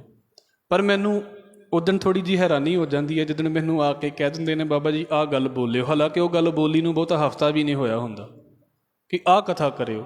ਚਲੋ ਜੀ ਮੈਂ ਕਰ ਦਿੱਤੀ ਹੈ, ਉਹ ਕਥਾ ਹੋਈ ਨੂੰ ਹਫ਼ਤਾ ਹੋਇਆ ਹੈ ਅਜੇ, ਪਰ ਉਹ ਬੈਠੇ ਹੀ ਨਹੀਂ। ਹੁਣ ਜਦੋਂ ਬੈਠੇ ਹੀ ਨਹੀਂ ਤਾਂ ਉਹਨਾਂ ਨੇ ਤਾਂ ਕਹਿਣਾ ਹੀ ਆ ਵੀ ਤੁਸੀਂ ਇਹ ਕਥਾ ਕੀਤੀ ਨਹੀਂ। ਹੁਣ ਗੱਲ ਤਾਂ ਇਹ ਹੈ ਨਾ ਵੀ ਜੇ ਤੁਸੀਂ ਧਿਆਨ ਲਾਵੋ ਤਾਂ ਮੈਂ ਕਹਿ ਸਕਦਾ ਵੀ ਮੈਂ ਦੱਸ ਵੀ ਸਕਦਾ ਵੀ ਆਹ ਚੀਜ਼ ਮੈਂ ਬੋਲੀ ਹੈ। ਹਾਲਾਂਕਿ ਕੁਝ ਸਬਜੈਕਟ ਮੈਂ ਨਹੀਂ ਕਲੀਅਰ ਕੀਤੇ, ਮੈਨੂੰ ਬੜੀਆਂ ਸੰਗਤਾਂ ਨੇ ਬੋਲਿਆ ਕਿਉਂਕਿ ਸਮਾਂ ਨਹੀਂ ਬਣਦਾ ਉਸ ਸਬਜੈਕਟ ਦੇ ਵਿੱਚੋਂ ਨਿਕਲ ਕੇ ਜਾਣ ਦਾ। ਪਰ ਜੋ ਚੀਜ਼ ਅਸੀਂ ਬੋਲ ਚੁੱਕੇ ਹਾਂ, ਇੱਥੇ ਕਥਾ ਦੇ ਵਿੱਚ ਕਹਿ ਚੁੱਕੇ ਹਾਂ, ਕੋਈ ਬੰਦਾ ਤੀਜੇ ਚੌਥੇ ਦਿਨ ਬਾਅਦ ਹੀ ਫੇਰ ਆ ਕੇ ਕਹੇ ਜੀ ਆਹ ਕਥਾ ਤੁਸੀਂ ਕਦੀ ਕੀਤੀ ਨਹੀਂ, ਇਹਦਾ ਮਤਲਬ ਹੈ ਉਹਨੇ ਕਿੰਨੇ ਕੁ ਧਿਆਨ ਦੇ ਨਾਲ ਸੁਣਿਆ ਹੋਵੇਗਾ। ਪਹਿਲੀ ਗੱਲ ਤਾਂ ਬੈਠਾ ਹੀ ਨਹੀਂ, ਜੇ ਬੈਠਾ ਹੀ ਨਹੀਂ ਤਾਂ ਸੁਣਿਆ ਕਿੱਡੇ ਧਿਆਨ ਦੇ ਨਾਲ ਹੋਵੇਗਾ। ਔਰ ਇਹ ਕੋਈ ਨਵੀਂ ਖੇਡ ਨਹੀਂ ਹੈ, ਧਿਆਨ ਲਾਉਣਾ ਔਖਾ ਹੈ। ਆਪ ਜੀ ਇਸ ਗੱਲ ਦੇ ਨਾਲ ਸ਼ਾਇਦ ਸਹਿਮਤ ਹੋਵੋਗੇ। ਮੈਂ ਫਿਰ ਕਹਿ ਰਿਹਾ ਹਾਂ, ਮੈਂ ਤਾਂ ਬੋਲਦਾ ਪਿਆ ਹਾਂ, ਤੁਹਾਨੂੰ ਔਖਾ ਨਹੀਂ ਲੱਗੇ, ਮੈਨੂੰ ਔਖਾ ਨਹੀਂ ਲੱਗੇਗਾ ਬੋਲਦਾ। ਤੁਸੀਂ ਸੁਣਦੇ ਪਏ ਜੇ, ਸੁਣਨਾ ਔਖਾ ਹੈ, ਸੁਣ ਕੇ ਬੜਾ ਔਖਾ ਹੈ, ਧਿਆਨ ਖਿੰਡ ਜਾਂਦਾ ਹੈ। ਔਰ ਵਾਰ-ਵਾਰ ਮਨ ਦੇ ਵਿੱਚ ਆਪਣੀ ਦੁਨੀਆ ਚੱਲਣ ਲੱਗ ਪੈਂਦੀ ਹੈ। ਮਾਫੀ ਮੰਗ ਕੇ ਮੈਂ ਗੱਲ ਕਹਿ ਦੇਵਾਂ, ਇੱਕ ਕਥਾ ਮੇਰੀ ਚੱਲਦੀ ਪਈ ਹੁੰਦੀ ਹੈ, ਦੂਜੀ ਕਥਾ ਸਰੋਤੇ ਦੇ ਆਪਣੇ ਅੰਦਰ ਚੱਲਦੀ ਪਈ ਹੁੰਦੀ ਹੈ ਵੀ ਆਹ ਜਿਹੜੀ ਗੱਲ ਮੈਂ ਬੋਲਦਾ ਪਿਆ ਹਾਂ ਅਤੇ ਇਸ ਗੱਲ ਨੂੰ ਮੈਂ ਆਪਣੇ ਅੰਦਰ ਕਿੱਦਾਂ ਲੈ ਰਿਹਾ ਹਾਂ ਕਿ ਤੁਹਾਡੇ ਅੰਦਰ ਨਹੀਂ ਚੱਲਦੀ ਪਈ। ਜੇ ਨਹੀਂ ਚੱਲਦੀ ਪਈ ਤਾਂ ਇਹਦਾ ਮਤਲਬ ਤੁਸੀਂ ਸੁਣਦੇ ਵੀ ਨਹੀਂ ਪਏ। ਚੱਲਣੀ ਵੀ ਚਾਹੀਦੀ ਹੈ, ਪਰ ਇਹ ਨਾ ਹੋਵੇ ਵੀ ਉਸ ਮੇਨ ਟਰੈਕ ਤੋਂ ਮੈਂ ਪਿੱਛੇ ਹਟ ਜਾਵਾਂ ਅਤੇ ਮੈਨੂੰ ਪਤਾ ਨਹੀਂ ਲੱਗੇ ਵੀ ਕੀ ਹੋ ਗਿਆ ਗੁਰਦੁਆਰੇ ਵਿੱਚ ਅਤੇ ਟਾਈਮ ਖਤਮ ਹੋ ਗਿਆ। ਇਹ ਤਾਂ ਬੇਸਿਕ ਜੀਆਂ ਗੱਲਾਂ ਸੀ, ਸਾਨੂੰ ਪਤਾ ਹੋਣਾ ਚਾਹੀਦਾ ਸੀ ਵੀ ਕਿੱਦਾਂ ਧਿਆਨ ਲਗਾਉਣਾ ਹੈ, ਅੱਖਰ ਕਿੱਦਾਂ ਪੜ੍ਹਨੇ ਨੇ, ਕਿਉਂਕਿ ਧਿਆਨ ਦੀ ਖੇਡ ਹੈ ਸਾਰੀ। ਧਿਆਨ ਨਹੀਂ ਹੁੰਦਾ ਸਾਡਾ ਤੇ ਸਾਡੇ ਕੋਲੋਂ ਗੁਰਬਾਣੀ ਗਲਤ ਪੜ੍ਹੀ ਜਾਂਦੀ ਹੈ। ਚਲੋ ਇੱਕ ਗੱਲ ਕਹਿ ਕੇ ਤੇ ਮੈਂ ਫਿਰ ਇੱਕ ਬਚਨ ਆਪ ਜੀ ਦੇ ਅੱਗੇ ਦੂਸਰਾ ਰੱਖਣ ਦੀ ਕੋਸ਼ਿਸ਼ ਕਰਾਂਗਾ। ਸਬਜੈਕਟ ਲਗਭਗ ਸਾਡਾ ਇਹੋ ਚੱਲਦਾ ਪਿਆ ਹੈ, ਭਾਈ ਜੇ ਆਏ ਜੇ ਤੇ ਹੁਣ ਧਿਆਨ ਲਾਉਣ ਦੀ ਕੋਸ਼ਿਸ਼ ਕਰੋ ਵੀ ਮੈਂ ਕੀ ਸੁਣਦਾ ਪਿਆ ਹਾਂ ਇੱਥੇ। ਇਹ ਵੀ ਨਹੀਂ ਕਿ ਮੇਰੇ ਕੋਲੋਂ ਸੁਣਦੇ ਪਏ ਜੇ, ਕੀਰਤਨ ਹੋ ਰਿਹਾ ਹੈ, ਪਾਠ ਹੋ ਰਿਹਾ ਹੈ, ਕਿ ਮੈਂ ਸੁਣਦਾ ਪਿਆ ਹਾਂ। ਨਹੀਂ ਤਾਂ ਵੇਖ ਲਓ ਸਾਡੇ ਵਿੱਚੋਂ ਬਹੁਤਿਆਂ ਨੇ ਉਹ ਪੰਕਤੀ ਸੁਣ ਸੁਣ ਕੇ ਯਾਦ ਕੀਤੀ ਹੁੰਦੀ ਹੈ, ਤੂੰ ਠਾਕੁਰ ਤੂੰ ਪਹਿ ਅਰਦਾਸ ਜੀਓ ਪਿੰਡ ਸਭ ਤੇਰੀ ਰਾਸ। ਲਗਭਗ ਇਹ ਤੇ ਸਾਡੀ ਕੌਮ ਦੇ ਜਿਹੜੇ ਬੰਦੇ ਅਰਦਾਸ ਦੇ ਟਾਈਮ ਗੁਰਦੁਆਰੇ ਪਹੁੰਚਦੇ ਨੇ ਉਹਨਾਂ ਸਾਰਿਆਂ ਨੂੰ ਯਾਦ ਹੈ, ਸਾਰਿਆਂ ਨੂੰ ਯਾਦ ਹੈ। ਪਰ ਹੋਇਆ ਕੀ, ਉੱਥੇ ਫਿਰ ਸੁਣ ਸੁਣ ਕੇ ਯਾਦ ਕੀਤੀ, ਤੁਮ ਤੇ ਹੋਏ ਸੁਆਗਿਆਕਾਰੀ ਤੁਮ ਸੇ ਹੋਏ ਸੁਆਗਿਆਕਾਰੀ। ਅੱਧੇ ਜਾਣੇ ਸਹੀ ਪੜ੍ਹੀ ਜਾਂਦੇ ਨੇ, ਹਾਲਾਂਕਿ ਲਿਖਿਆ ਤੇ ਹੈ ਉੱਥੇ। ਔਰ ਫਿਰ ਉਹਦੇ ਤੋਂ ਵੀ ਵੱਡੀ ਗੱਲ ਇਹ ਹੈ ਜਿਹੜੀ ਮਾਲਕ ਨੇ ਬੜਿਆਂ ਵਿਰਲਿਆਂ ਬੰਦਿਆਂ ਦੀ ਝੋਲੀ ਦੇ ਵਿੱਚ ਪਾਈ ਹੈ, ਸਾਰਿਆਂ ਦੀ ਝੋਲੀ ਦੇ ਵਿੱਚ ਨਹੀਂ ਪਾਈ। ਮੈਨੂੰ ਕਿਸੇ ਨੇ ਦੱਸ ਦਿੱਤਾ ਵੀ ਭਾਈ ਤੂੰ ਬਾਣੀ ਪੜ੍ਹਦਾ ਹੈ ਅਤੇ ਜਦੋਂ ਤੂੰ ਬਾਣੀ ਪੜ੍ਹਦਾ ਪਿਆ ਤੂੰ ਗਲਤ ਪੜ੍ਹਦਾ ਪਿਆ। ਤੇ ਠੀਕ ਹੈ ਜੀ, ਮੈਨੂੰ ਪਤਾ ਲੱਗ ਗਿਆ ਜੀ, ਮੈਂ ਮਾफ़ੀ ਮੰਗ ਲਈ, ਹਾਂਜੀ ਠੀਕ ਹੈ ਜੀ, ਮੈਂ ਧਿਆਨ ਦੇ ਨਾਲ ਨਹੀਂ ਪੜ੍ਹੀ, ਗਲਤ ਹੋ ਗਈ ਮੇਰੇ ਕੋਲੋਂ। ਉੱਥੇ ਤਾਂ ਮੈਂ ਮਾफ़ੀ ਮੰਗ ਲਈ, ਅਗਲੇ ਦਿਨ ਪਾਠ ਕੀਤਾ ਉਹ ਦਿਨ ਫਿਰ ਉੱਦਾਂ ਹੀ ਪੜ੍ਹ ਲਿਆ। ਇਹ ਕਿਹੜੀ ਖੇਡ ਵਾਪਰ ਗਈ ਹੈ? ਇਹਦਾ ਮਤਲਬ ਹੈ ਮੇਰਾ ਧਿਆਨ ਕਿੰਨਾ ਕੁ ਸੀ ਉੱਥੇ। ਅਤੇ ਮੈਂ ਆਪਣੀ ਗੱਲ ਹੀ ਕਰਾਂ, ਧਨਾਸਰੀ ਰਾਗ ਦੇ ਵਿੱਚ ਸ਼ਾਇਦ ਬਚਨ ਆਉਂਦਾ ਹੈ ਮਹਾਰਾਜ ਜੀ ਦਾ ਨਰ ਨਰਹ ਨਮਸਕਾਰੰ, ਇਹ ਪੜਤਾਲ ਦੇ ਰੂਪ ਦੇ ਵਿੱਚ ਸ਼ਾਇਦ ਸ਼ਬਦ ਹੈ। ਅਤੇ ਮੈਂ ਉਹਨੂੰ ਕੁਝ ਹੋਰ ਹੀ ਪੜ੍ਹੀ ਜਾਂਦਾ ਹੁੰਦਾ ਸੀ, ਸਾਡੀ ਸੰਥਿਆ ਦੀ ਕਲਾਸ ਸੀ, ਅਤੇ ਫਿਰ ਮੈਨੂੰ ਪਤਾ ਲੱਗਾ ਵੀ ਕੀ ਲਿਖਿਆ ਪਿਆ। ਅਤੇ ਵਾਹਿਗੁਰੂ ਦੀ ਬਖਸ਼ਿਸ਼ ਹੈ, ਹਾਲਾਂਕਿ ਮਹਾਰਾਜ ਨੇ ਇੰਨਾ ਮੈਨੂੰ ਇਸ ਪਾਸੇ ਤੋਂ ਬਣਾਇਆ ਹੈ ਵੀ ਇੰਨੇ ਕੁ ਧਿਆਨ ਦੇ ਨਾਲ ਮੈਂ ਲਗਭਗ ਸੁਣ ਲੈਂਦਾ ਹਾਂ ਵੀ ਕੋਈ ਸੰਗਤ ਦਾ ਬੰਦਾ ਵੀ ਪਾਠ ਕਰਦਾ ਪਿਆ ਹੋਵੇ ਤਾਂ ਮੈਨੂੰ ਪਤਾ ਲੱਗ ਜਾਂਦਾ ਵੀ ਭਾਈ ਆਹ ਪੰਕਤੀ ਇਹ ਇੱਦਾਂ ਪੜ੍ਹਦਾ ਅਤੇ ਮੈਂ ਇੱਦਾਂ ਪੜ੍ਹਦਾ ਹਾਂ, ਇਹਨਾਂ ਦੋਵਾਂ ਦੇ ਵਿੱਚੋਂ ਸਹੀ ਕੌਣ ਹੋਵੇਗਾ, ਮੈਂ ਸਹੀ ਹਾਂ ਕਿ ਦੂਸਰਾ ਸਹੀ ਹੈ। ਇਹ ਨਹੀਂ ਕਿ ਆਪਣੇ ਆਪ ਨੂੰ ਦਿਖਾਉਣ ਦੀ ਖਾਤਰ ਮੈਂ ਕਰਦਾ ਹਾਂ, ਪਰ ਧਿਆਨ ਦੀ ਖੇਡ ਹੈ ਵੀ ਮੈਨੂੰ ਅਜੇ ਤੱਕ ਕੁਝ ਪੰਕਤੀਆਂ ਚੇਤੇ ਨੇ ਕਿ ਜੋ ਮੈਂ ਗਲਤ ਪੜ੍ਹੀਆਂ ਸੀ ਪਹਿਲੀ ਵਾਰ ਪਾਠ ਸਿੱਖਦਿਆਂ। ਮੈਂ ਗਲਤ ਪੜ੍ਹੀਆਂ ਸੀ ਅਤੇ ਮੈਨੂੰ ਮੇਰੇ ਪੜ੍ਹਾਉਣ ਵਾਲੇ ਨੇ ਰੋਕਿਆ ਸੀ ਵੀ ਆਹ ਪੰਕਤੀਆਂ ਸਹੀ ਕਰ, ਅਤੇ ਬਸ ਫਿਰ ਅਜੇ ਤੱਕ ਪਾਠ ਕਰਦਿਆਂ ਉਹ ਪੰਕਤੀਆਂ ਅੱਖਾਂ ਅੱਗੇ ਆ ਜਾਂਦੀਆਂ ਨੇ ਵੀ ਆਹ ਮੇਰੀ ਪੰਕਤੀ ਇਹਨਾਂ ਨੇ ਸਹੀ ਕਰਵਾਈ ਸੀ। ਇਹ ਕਿਉਂ ਚਲਿਆ ਗਿਆ ਧਿਆਨ? ਇੰਨੀ ਸਾਡੀ ਤਿਆਰੀ ਹੋ ਹੀ ਨਹੀਂ ਪਾਉਂਦੀ, ਮਾਫ਼ ਕਰਨਾ। ਮਹਾਰਾਜ ਕਹਿੰਦੇ ਸੰਗਤ 'ਚ ਆਏ ਜੇ ਨਾ ਅਤੇ ਧਿਆਨ ਲਾਓ। ਅਤੇ ਆਪ ਜੀ ਦੇ ਅੱਗੇ ਚਲੋ ਇੱਕ ਗੱਲ ਤਾਂ ਮੈਂ ਵੈਸੇ ਭਾਈ ਵੀਰ ਸਿੰਘ ਹੋਣਾ ਦੀ ਕਰਨੀ ਹੈ, ਪਰ ਇਹ ਗੱਲ ਜ਼ਰੂਰ ਕਹਿ ਦੇਵਾਂ, ਤੁਹਾਨੂੰ ਲੱਗੇਗਾ ਵੀ ਤੁਸੀਂ ਸੰਗਤ ਦੇ ਵਿੱਚ ਆਉਂਦੇ ਜੇ ਅਤੇ ਸਿਰਫ ਸੁਣਦੇ ਹੀ ਜੇ, ਅਜੇ ਕੁਝ ਪੜ੍ਹਦੇ ਤਾਂ ਨਹੀਂ ਬਹੁਤਾ, ਪਰ ਇਹਨੂੰ ਤੁਸੀਂ ਧਿਆਨ ਦੇ ਨਾਲ ਸੁਣ ਹੀ ਲਓ। ਮਹਾਰਾਜ ਕਿਰਪਾ ਕਰੇਗਾ, ਬਹੁਤ ਕੁਝ ਤੁਹਾਡੀ ਜ਼ਿੰਦਗੀ ਦੇ ਵਿੱਚ ਪਤਾ ਲੱਗ ਜਾਵੇਗਾ, ਤੁਹਾਨੂੰ ਬਹੁਤ ਕੁਝ ਪਤਾ ਲੱਗੇਗਾ। ਇੱਥੇ ਬਾਬਾ ਜੀ ਹੁੰਦੇ ਸੀ, ਸ਼ਾਇਦ ਮੈਂ ਥੋੜ੍ਹੇ ਦਿਨ ਪਹਿਲਾਂ ਬੋਲੀ ਇਹ ਗੱਲ, ਬਾਬਾ ਜੀ ਹੁੰਦੇ ਸੀ, ਹੁਣ ਚੜ੍ਹਾਈ ਕਰ ਗਏ ਨੇ। ਅੱਖਰ ਨਹੀਂ ਸੀ ਪੜ੍ਹਨਾ ਆਉਂਦਾ ਉਹਨਾਂ ਨੂੰ ਕੋਈ ਵੀ, ਪਰ ਸਾਖੀਆਂ ਇੰਨੀਆਂ ਯਾਦ ਸੀ ਉਹਨਾਂ ਨੂੰ, ਸਾਰੀਆਂ ਸੁਣ ਸੁਣ ਕੇ ਯਾਦ ਕੀਤੀਆਂ ਸੀ। ਉਹ ਕਿੱਥੋਂ ਆ ਜਾਂਦੀਆਂ ਨੇ? ਅੱਖਰ ਪੜ੍ਹੀ ਤਾਂ ਜਾਂਦੇ ਨੇ, ਪੜ੍ਹਾਈ ਆ ਜੇ। ਜਿਹਨੂੰ ਅੱਖਰਾਂ ਤੋਂ ਬਿਨਾਂ ਹੀ ਪੜ੍ਹਾਈ ਆ ਗਈ ਹੈ, ਉਹਨਾਂ ਨੂੰ ਕੀ ਲੋੜ ਹੈ ਇਹਨਾਂ ਚੀਜ਼ਾਂ ਦੀ ਗੱਲ ਕਰਨ ਦੀ? ਇਸ ਕਰਕੇ ਮੇਨ ਗੱਲ, ਇੰਪੋਰਟੈਂਟ ਗੱਲ ਇਹ ਹੈ ਵੀ ਇੱਥੇ ਆ ਕੇ ਧਿਆਨ ਨਾ ਖਿੰਡੇ। 5 ਮਿੰਟ ਬੈਠਦੇ ਹਾਂ, 50 ਮਿੰਟ ਬੈਠਦੇ ਹਾਂ, ਵਾਰ-ਵਾਰ ਧਿਆਨ ਨੂੰ ਇਸ ਪਾਸੇ ਲਾਉਣਾ। ਭਾਈ ਗੁਰਦਾਸ ਸਾਹਿਬ ਕਹਿੰਦੇ ਵੈ ਭਾਈ ਆ ਕੇ ਮੱਥਾ ਟੇਕ ਲਿਆ ਹੈ, ਬੈਠ ਗਏ ਜੇ, ਹੁਣ ਕੋਸ਼ਿਸ਼ ਕਰੋ ਵੀ ਧਿਆਨ ਨਹੀਂ ਖਿੰਡਣ ਦੇਵਾਂਗਾ, ਮੈਂ ਧਿਆਨ ਨਹੀਂ ਬਾਹਰ ਜਾਣ ਦੇਵਾਂਗਾ। ਕੀ ਜੋ ਬੋਲਿਆ ਜਾ ਰਿਹਾ ਹੈ ਵਾਕਿਆ ਹੀ ਕਿਸੇ ਵੇਲੇ ਤਾਂ ਇੱਦਾਂ ਵੀ ਹੋ ਜਾਂਦਾ ਨਾ ਵੀ ਸੰਗਤ ਨੂੰ ਵੀ ਨਹੀਂ ਪਤਾ ਵੀ ਕੀ ਬੋਲਿਆ ਜਾ ਰਿਹਾ, ਬੋਲਣ ਵਾਲਾ ਜੋ ਮਰਜ਼ੀ ਬੋਲ ਕੇ ਗਾਂਹ ਜਾਵੇ, ਫਿਰ ਸੰਗਤ ਨੂੰ ਪਤਾ ਲੱਗ ਜਾ ਵੀ ਇਹ ਤਾਂ ਗਲਤ ਬੋਲ ਗਿਆ। ਘੱਟੋ ਘੱਟ ਚਲੋ ਇਸ ਪਾਸੇ ਲਈ ਧਿਆਨ ਰੱਖ ਲਓ ਵੀ ਜੋ ਮੈਂ ਬੋਲਦਾ ਪਿਆ ਹਾਂ ਕਿਤੇ ਗਲਤ ਤਾਂ ਨਹੀਂ ਬੋਲ ਦਿੱਤਾ, ਉਹਦੇ ਵਿੱਚ ਫੜ ਤੇ ਲਵਾਂਗੇ ਵੀ ਆਹ ਗੱਲ ਗਲਤ ਬੋਲ ਦਿੱਤੀ ਹੈ। ਇਸ ਪਾਸੇ ਦੀ ਪ੍ਰੈਕਟਿਸ ਕਰ ਲਵੇ ਬੰਦਾ, ਸੁਣਨਾ ਅਤੇ ਧਿਆਨ ਦੇ ਨਾਲ ਸੁਣਨਾ, ਇਹ ਪ੍ਰੈਕਟਿਸ ਦੀ ਖੇਡ ਹੈ। ਪ੍ਰੈਕਟਿਸ ਹੋ ਗਈ, ਸੰਗਤ ਦੇ ਵਿੱਚ ਆਉਣਾ ਹੀ ਇੱਦਾਂ ਹੈ ਵੀ ਸਾਨੂੰ ਪਤਾ ਹੀ ਨਹੀਂ ਵੀ ਕੌਣ ਕੀ ਕਰਦਾ ਪਿਆ ਅਤੇ ਕੌਣ ਕੀ ਕਰਦਾ ਪਿਆ ਹੈ। ਮੈਂ ਆਪਣੇ ਧਿਆਨ ਦੇ ਲਈ ਬੈਠਾ ਹੋਇਆ, ਅੱਖਾਂ ਖੋਲ੍ਹ ਕੇ ਧਿਆਨ ਲੱਗ ਜਾਵੇ ਵਾਹ ਭਲੀ ਗੱਲ ਹੈ, ਬੰਦ ਕਰਕੇ ਲੱਗ ਜਾਵੇ ਵਾਹ ਭਲੀ ਗੱਲ ਹੈ, ਕੋਈ ਗੱਲ ਹੀ ਨਹੀਂ। ਔਰ ਇਸ ਕਰਕੇ ਭਾਈ ਗੁਰਦਾਸ ਸਾਹਿਬ ਕਹਿੰਦੇ ਨੇ ਗੁਰਮੂਰਤ ਕਰ ਧਿਆਨ, ਤੂੰ ਗੁਰੂ ਦਾ ਧਿਆਨ ਕਰ। ਮੂਰਤ ਦਾ ਮਤਲਬ ਫੋਟੋ ਨਹੀਂ ਹੈ। ਔਰ ਇਹ ਵੀ ਬੇਨਤੀ ਆਪ ਜੀ ਦੇ ਅੱਗੇ ਰੱਖ ਦੇਵਾਂ, ਮੂਰਤੀ ਪੂਜਾ ਗੁਰਮਤ ਦੇ ਵਿੱਚ ਸਾਡੇ ਵਿੱਚ ਹੈ ਨਹੀਂ ਹੈ।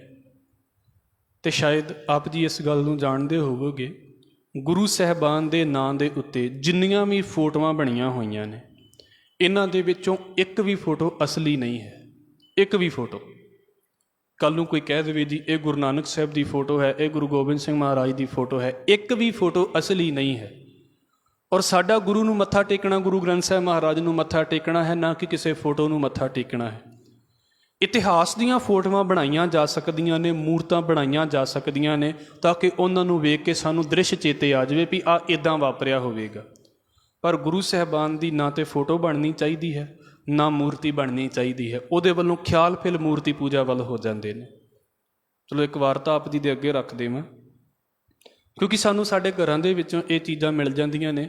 ਜਿਨ੍ਹਾਂ ਘਰਾਂ ਦੇ ਵਿੱਚ ਗੁਟਕਾ ਸਾਹਿਬ ਹੋਣਗੇ, ਬੱਚੇ ਸੁਭਾਵਿਕ ਜਪਜੀ ਸਾਹਿਬ ਯਾਦ ਕਰ ਲੈਣਗੇ, ਅਤੇ ਜਿਨ੍ਹਾਂ ਘਰਾਂ ਨੇ ਇਕੱਲੀਆਂ ਫੋਟੋਆਂ ਹੀ ਲਾਈਆਂ ਨੇ, ਉਹ ਵਿਚਾਰੇ ਫਿਰ ਜਪਜੀ ਸਾਹਿਬ ਕਿੱਥੋਂ ਯਾਦ ਕਰਨਗੇ। ਫੋਟੋ ਨੂੰ ਤਾਂ ਜਪਜੀ ਸਾਹਿਬ ਯਾਦ ਨਹੀਂ ਕਰਾ ਦੇਣਾ, ਫੋਟੋ ਵੱਲ ਵੇਖ ਕੇ ਜਪਜੀ ਸਾਹਿਬ ਯਾਦ ਨਹੀਂ ਹੋਵੇਗਾ, ਉਹ ਗੁਟਕਾ ਸਾਹਿਬ ਵੇਖ ਕੇ ਯਾਦ ਹੋਵੇਗਾ। ਇਸ ਕਰਕੇ ਗੁਟਕਾ ਸਾਹਿਬ ਜ਼ਿਆਦਾ ਇੰਪੋਰਟੈਂਟ ਹੈ, ਉਹ ਜ਼ਿਆਦਾ ਜ਼ਰੂਰੀ ਹੈ ਘਰ ਦੇ ਵਿੱਚ ਹੋਣਾ। ਪੋਥੀਆਂ ਹੋਣੀਆਂ ਜ਼ਿਆਦਾ ਜ਼ਰੂਰੀ ਨੇ।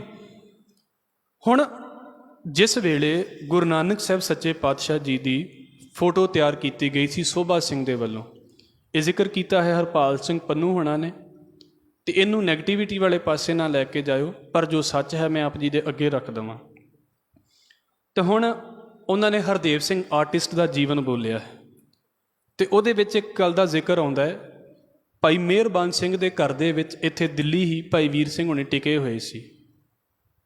ਅਤੇ ਉਸੇ ਵੇਲੇ ਉਹ ਕਹਿੰਦੇ ਵੀ ਸੋਭਾ ਸਿੰਘ ਚਿੱਤਰਕਾਰ, ਤੁਸੀਂ ਸ਼ਾਇਦ ਨਾਮ ਸੁਣਿਆ ਹੋਵੇ, ਇਹਨੇ ਗੁਰੂ ਸਾਹਿਬਾਨ ਦੀਆਂ ਫੋਟੋਆਂ ਬਣਾਈਆਂ ਨੇ ਅਤੇ ਕਾਫੀ ਨਾਮ ਵੀ ਖੱਟਿਆ ਹੈ ਕੌਮ ਦੇ ਵਿੱਚ। ਇਹਨੇ ਗੁਰੂ ਨਾਨਕ ਸਾਹਿਬ ਮਹਾਰਾਜ ਜੀ ਦੀ ਪੇਂਟਿੰਗ ਤਿਆਰ ਕੀਤੀ ਸੀ, ਫੋਟੋ ਤਿਆਰ ਕੀਤੀ ਸੀ।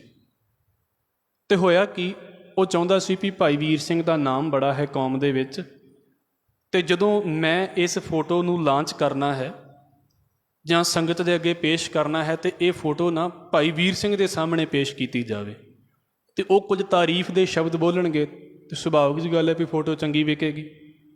ਜਦੋਂ ਇਹ ਬੋਲਣਗੇ ਤਾਂ ਮਾਣ ਮਿਲੇਗਾ।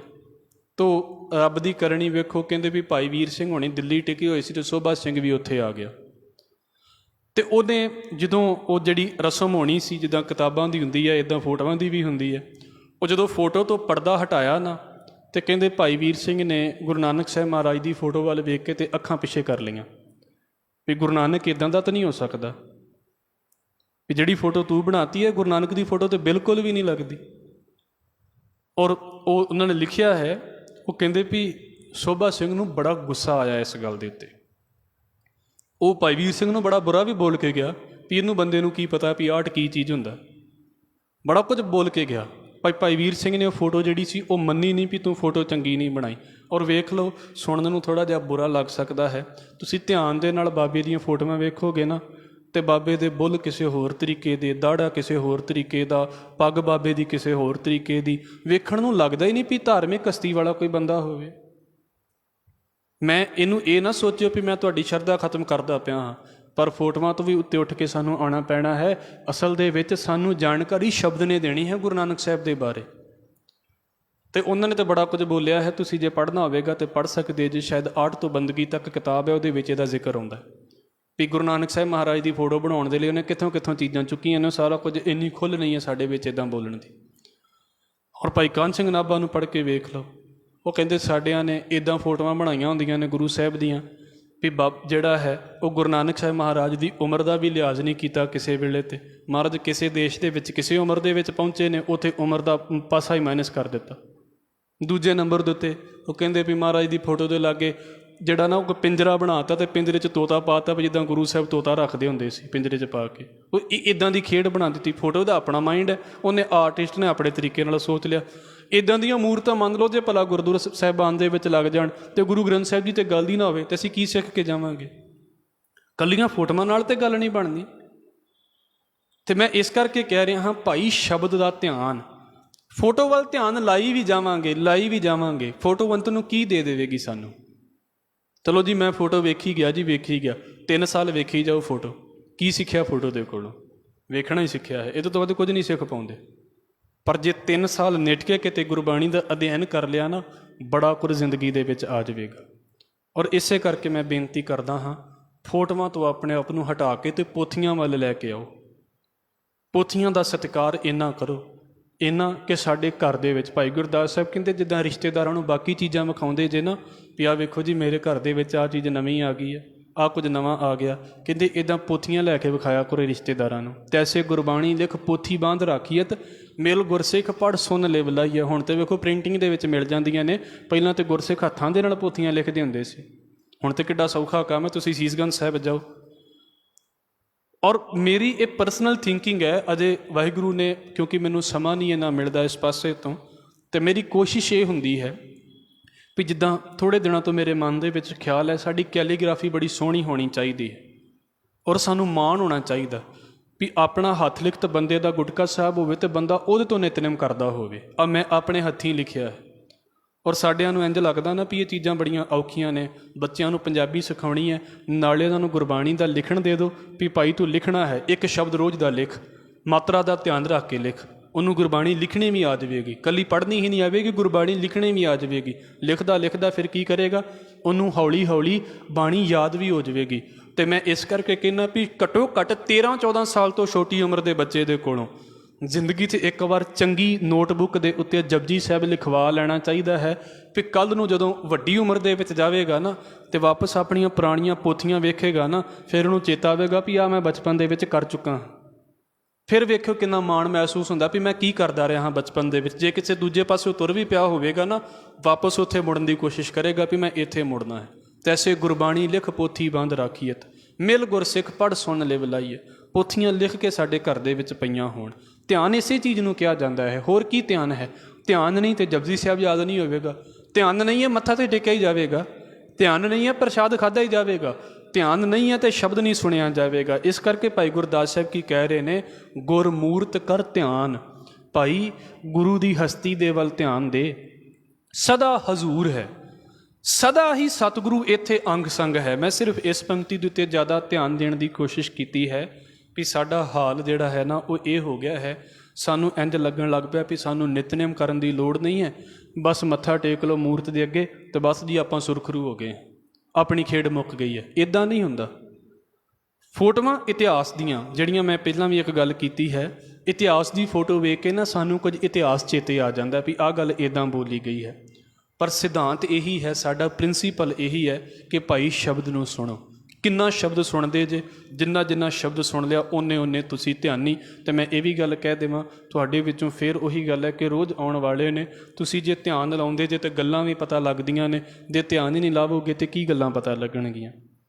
ਇਸ ਕਰਕੇ ਭਾਈ ਗੁਰਦਾਸ ਸਾਹਿਬ ਕਹਿੰਦੇ, ਭਾਈ ਗੁਰਮੂਰਤ ਕਰ ਧਿਆਨ, ਸਦਾ ਹਜ਼ੂਰ ਹੈ, ਗੁਰਮੁਖ ਸ਼ਬਦ ਗਿਆਨ।